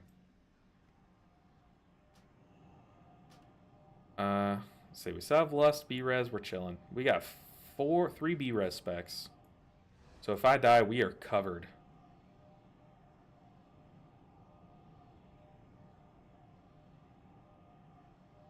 Do I have double charge of freedom? Hey, Omen of Death. Hey, oh, that's a Jelly Bean.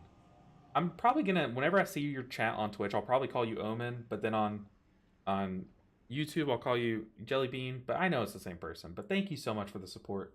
Oh no, our sub count, it's so weird streaming on Twitch because like your sub count can drop as you're streaming because like a month ago today we streamed and I think a bunch of people were subbing on that day. And then like now, so like earlier someone subbed and it put us up to 82, but now your sub put us up to 76. Twitch is so weird.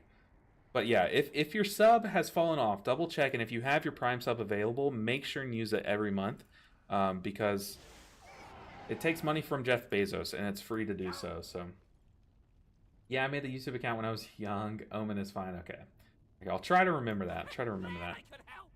Let's promote Tank to lead.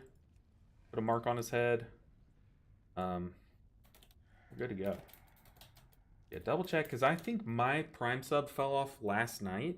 So I need to go ahead and Prime sub to someone.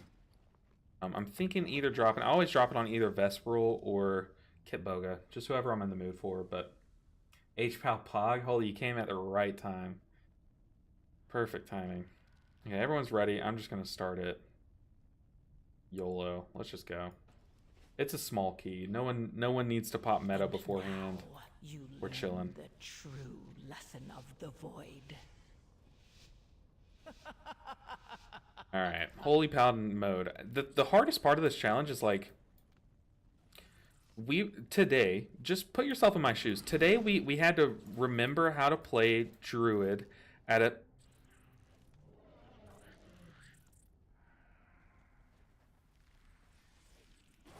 We're fine. But today we had to remember how to play Druid at a semi-competent level. And then we had to learn how to play Disc Priest at a semi-competent level.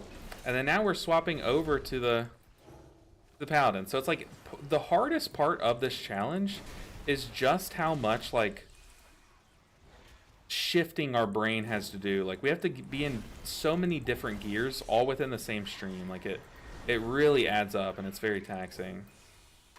But that's what makes it fun. But we kind of just need to let those guys die. We don't need to be stopping those toxic ruptures. Alright, so far, like, this group is full of pumpers, but this tank is moving at, like, a... not a breakneck pace, but a broken neck pace, if you know what I'm saying. Like, this route is...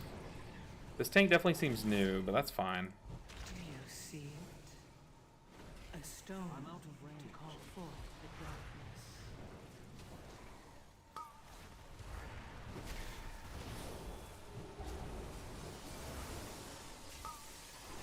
Beacon of Virtue. Oh no, that orb flew over us. It literally went above our character. Did y'all see that? Or am I crazy?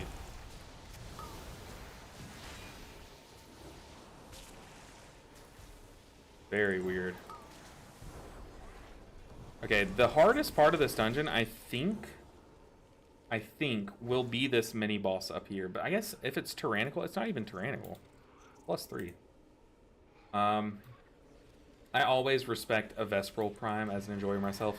I mean, the reason why I'm so gung-ho on, like, I'll give it to Vesperil happily is because Vesperil is probably the reason why I'm here streaming today. Like, when we first were starting streaming, our stream was very small. But one day, Vesperil rated us with 90 plus viewers, and that stream did really well. And ever since then, like, it built our foundation almost single-handedly on Twitch. So like I do owe any success that our stream ever gains, I owe it to Vesperil. So I'm always happy to throw my Prime sub his way.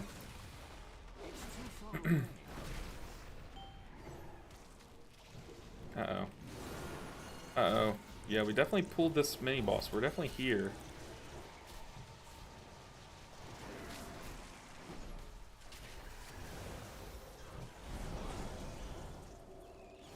Yeah, I was like, man, everyone's taking a big smack of damage. Did we pull the mini-boss? I look up, he's just pulsing away.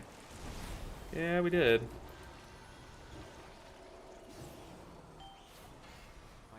I could... Uh-oh, I was gonna say I could sack the tank, but no, that would have definitely gotten us killed there. Now we can sack. I'll lay on hands the tank, too. don't want to lose the tank to stupid stuff. I'm out of range.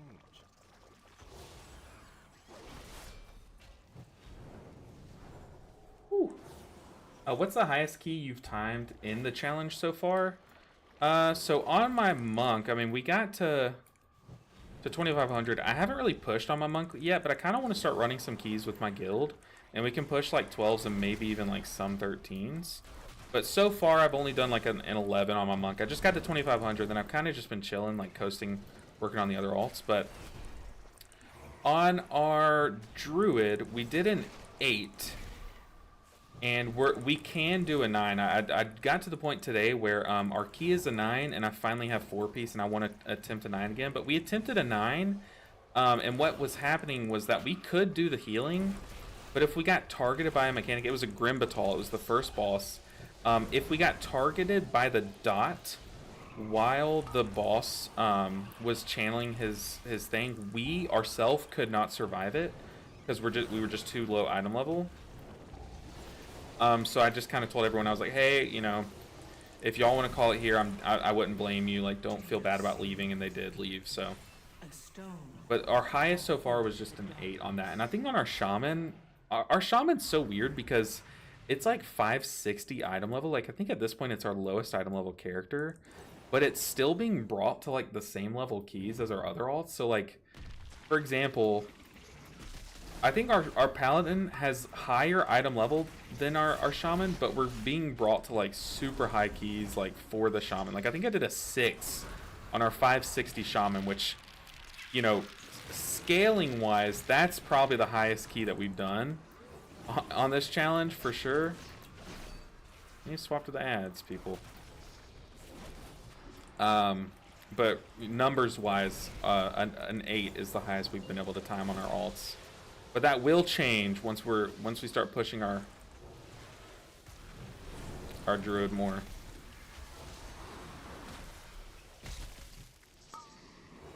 But on season 3 of Dragonflight, we were able to get multiple healers to 3k IO.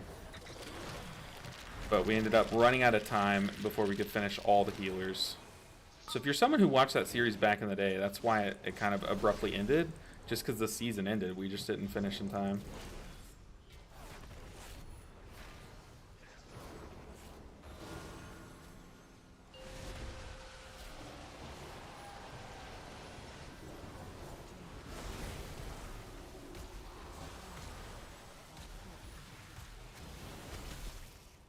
This is fun. I sack the tank. So I know he's a newer player. He's about to get the big slam.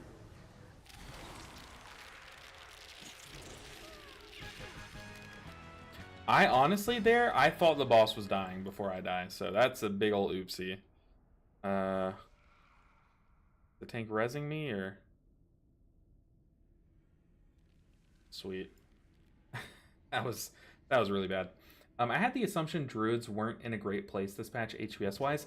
Yeah, and that's why I think you guys voted for druid to be next, because I think y'all secretly love to watch me struggle. Like, I think y'all would rather watch me struggle in a key and, like, just, you know, facepalm the whole time than have, like, a super smooth and perfect key. So I think that's why you guys voted for me to do the druid next, is because y'all knew it would be more brutal than if we would have done, like, the shaman next. Like, ideally, we do the shaman right after the monk. But I went off of letting you guys vote, and y'all picked the tough one. Which I don't blame you. I probably would have voted for like the worst spec, or maybe not the worst, like, but one of the worst if I were a viewer too.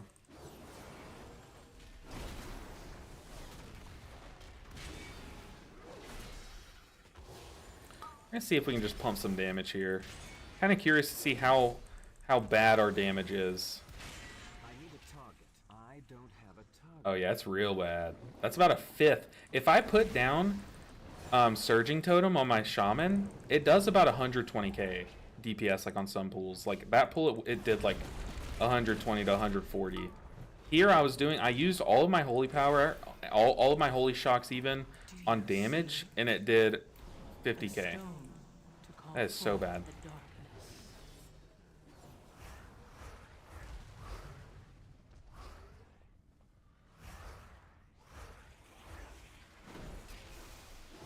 I wasn't enjoying myself. I had the assumption. Oh, I just read that. Oops.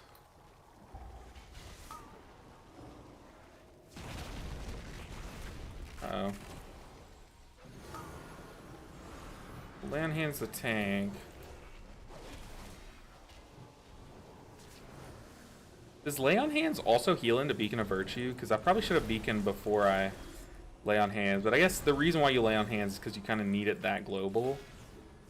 So maybe it's not worth it to try to do that.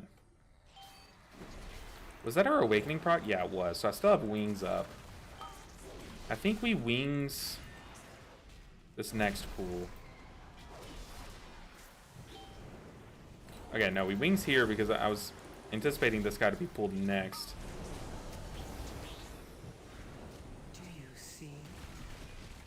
Okay, we have all of our lines out, just slicing through everyone.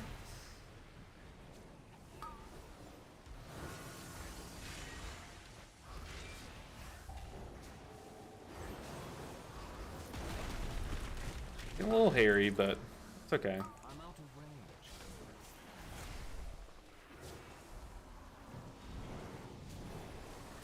It's too far away.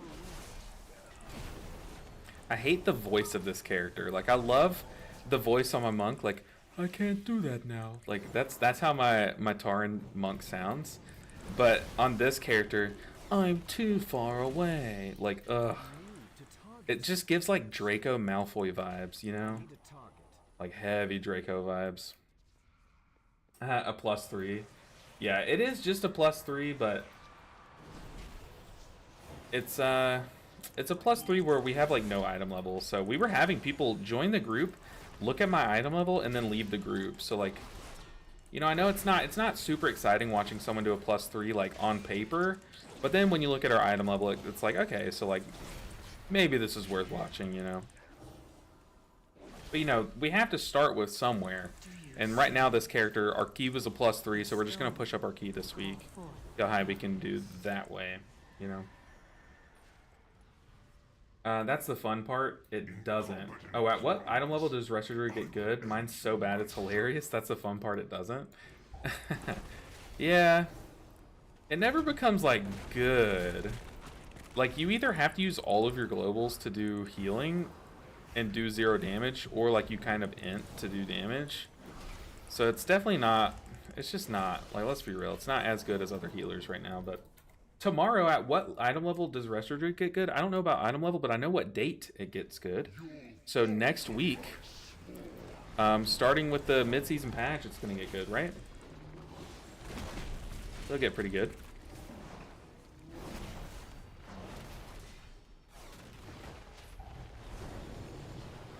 Who's it on? We'll sack the person that gets the charge.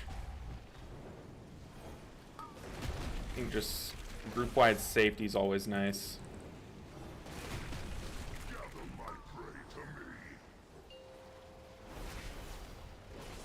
Do you see? We can wings here, I think.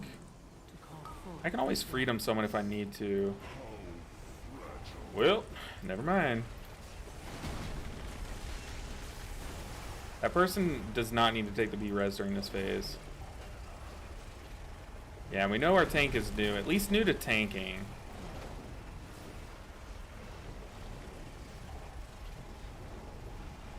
So I kind of expected this mechanic to not be played optimally.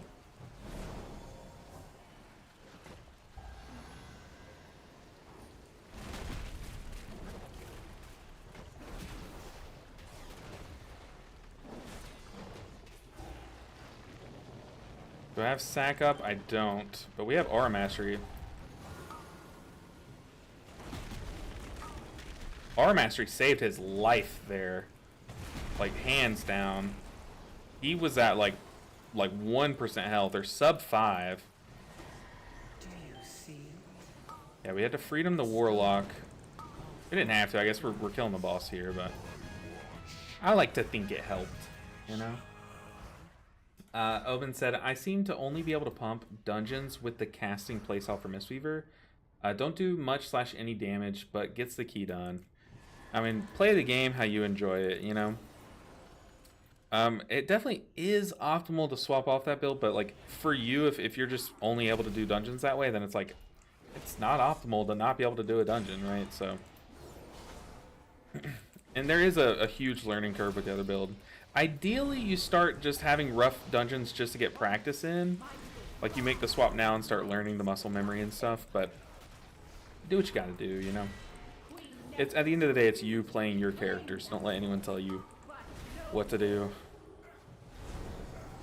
But I enjoy it too. I'll load it up a few times, and I do plan on doing a lot more testing with it once the changes come in about with rushing wind kick. I want to get a lot more practice in with that. I hate that spell currently, but I just haven't tested it in a while. Do you see it? A stone to call forth the darkness. I don't understand. Yeah, like when you use all of your buttons for damage, I still was only able to peak 100k. I mean, I guess I didn't wings, which wings is kind of like your most damage, but committing wings just for damage is kind of bad. Oh, have you tried Master of Harmony at all yet? Yeah, we did a I've done 2 videos on it yet, so, or already. So my most recent video was kind of talking about where, like how it's actually performing like across the board. And then I did one gameplay video. So if you go back and watch, I did a +11 Dawnbreaker with Master of Harmony like the day after it was buffed. So I haven't done much on it yet since then, but I definitely do want to go back and make more videos on it because it's a good time. It definitely is. Like I kind of want to do like a video this weekend. If I do have time, I'll make one where I just do a dungeon on my Mistweaver again with Master of Harmony, but I do have a pretty busy weekend lined up, but I think we should have time to make a video about that.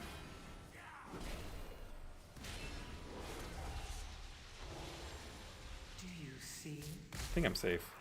A stone to call forth the darkness. Dude, we are slamming this key. Look, it's just a +3.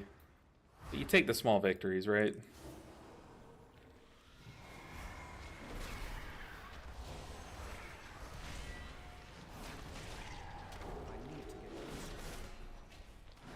Definitely take small victories.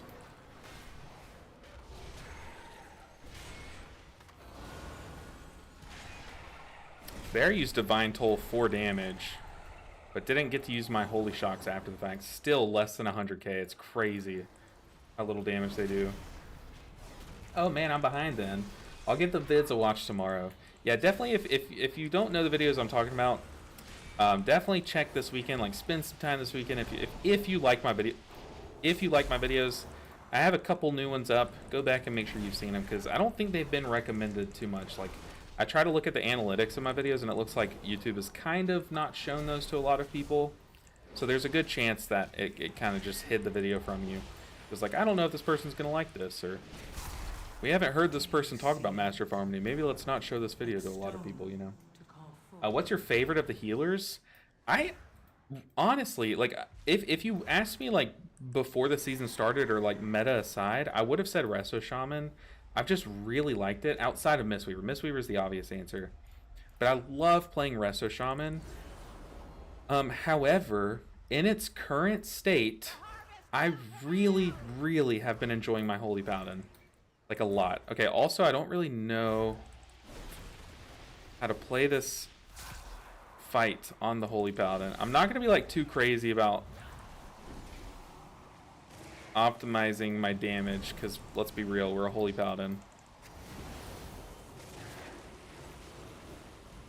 I am so glad I popped wings there, because we would have lost some people.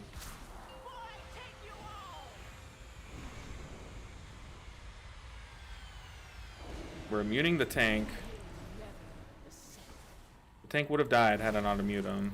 Or immuned him.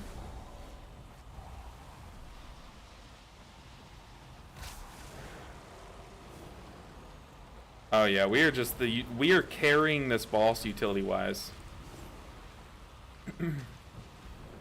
With a B-res. With our tank immune. I might be doing 0 damage and kind of 0 healing too. But we are making sure that we kill this boss, no matter what it takes. I will stand out here and not do anything, all fight if that's what it takes.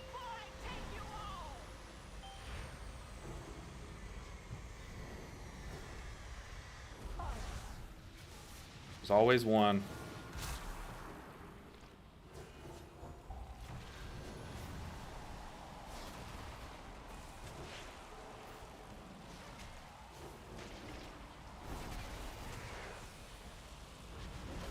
I'll get one Crusader strike off there. We've done it. A stone We've pressed our button. call forth the darkness.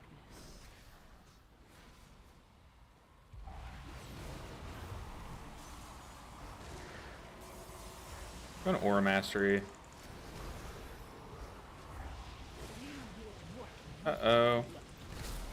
Melee cleaved each other again. Ah! Oh. The harvest continues. Oh, that feels bad. Me and the druid, I guess, went into the same... I thought I was in it, because I kind of stood still, but it just hadn't started sucking me yet. So, dang, I thought I was out of that. Oh, that is brutal. That is brutal. Does Bop immune to AoE? I'm guessing it does. I'm guessing it does. I put it on the guy, and he didn't take damage from it. The Bop on the bear so he doesn't get the good suck was peak, not gonna lie. Was that bad? Was that a bad play? Did I kind of get someone killed there, or was it good? I saw our tank was just walking around not looking for a puddle, not able to find one. So I was like, I mean, I know I have an immunity button. Might as well press it here. I'm guessing it does. What is Bop? What's it called? Blessing of Protection. Let's read it. Blessing of Protection. Where are you? Was a part of member immunity to physical damage and harmful effects? I don't know. Maybe it doesn't work. No, it was great. Does it not do anything? Like, I can't tell if we're being serious. There's two types of people in my chat. The very wholesome people who are like, that was really cool. And then the very sarcastic people who are like, oh, that was really cool. You know, like, there's kind of no in between. So it's very hard to tell nowadays. Did I kind of just waste it? Doesn't Bop drop threat though? It does, but I would rather drop threat on the tank and get a DPS killed than lose the tank. You know what I mean? Like there, it was kind of a moment where our tank was failing the mechanic. So we either kill someone or kill the tank, and I killed the tank. But we did a dungeon last week where our actual prop paladin tank was gung-ho on he was like, Blessing of Protection is my best defensive. I have to use it here. Oh boy. Let's sack the tank. But he thought like Blessing of Protection was like his defensive. Like he was like, he kept pressing it throughout the dungeon. And it was just like, it got people killed every time.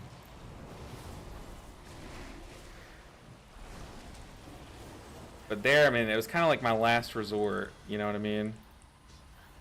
It probably wasn't good, but it kept the tank alive.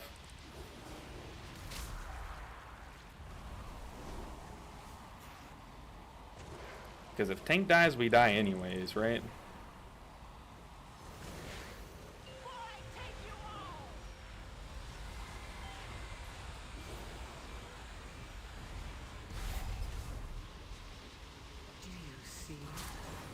Oh boy. A stone to call forth the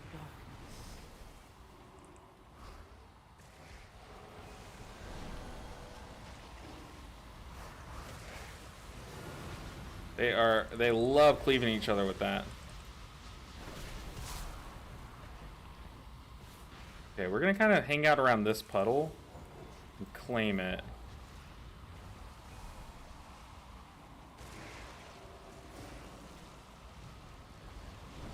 Ooh.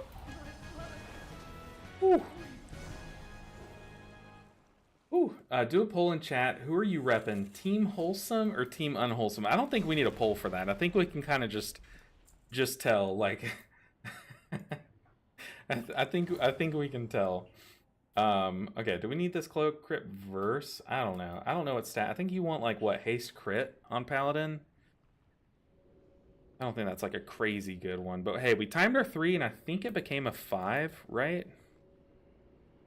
Yeah, so we have a 5 mists is huge. Yeah, Omen, I can tell you're wholesome. Not being genuine, good place. Yeah, I think I could definitely tell from you, Omen. Bop is taking 100% of threat of the tank if you put it on him.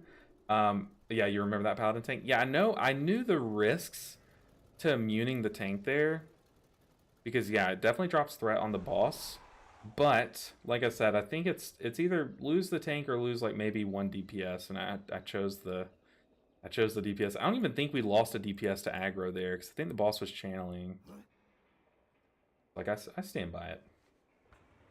I probably wouldn't do that in a hierarchy, but I probably wouldn't have to do that in a hierarchy, you know, because everyone would find their puddle. But I don't know. Look, we killed the boss. Boss fell over. We're happy. Okay, guys, my stomach is like rumbling. There's an earthquake in my stomach, so I do need to go so I can go ahead and go eat dinner. But today was a fun stream. We got a good grind going. We got some good IO across the board. Like our priest and our paladin have passed 1,000 IO, and our druid passed 2K.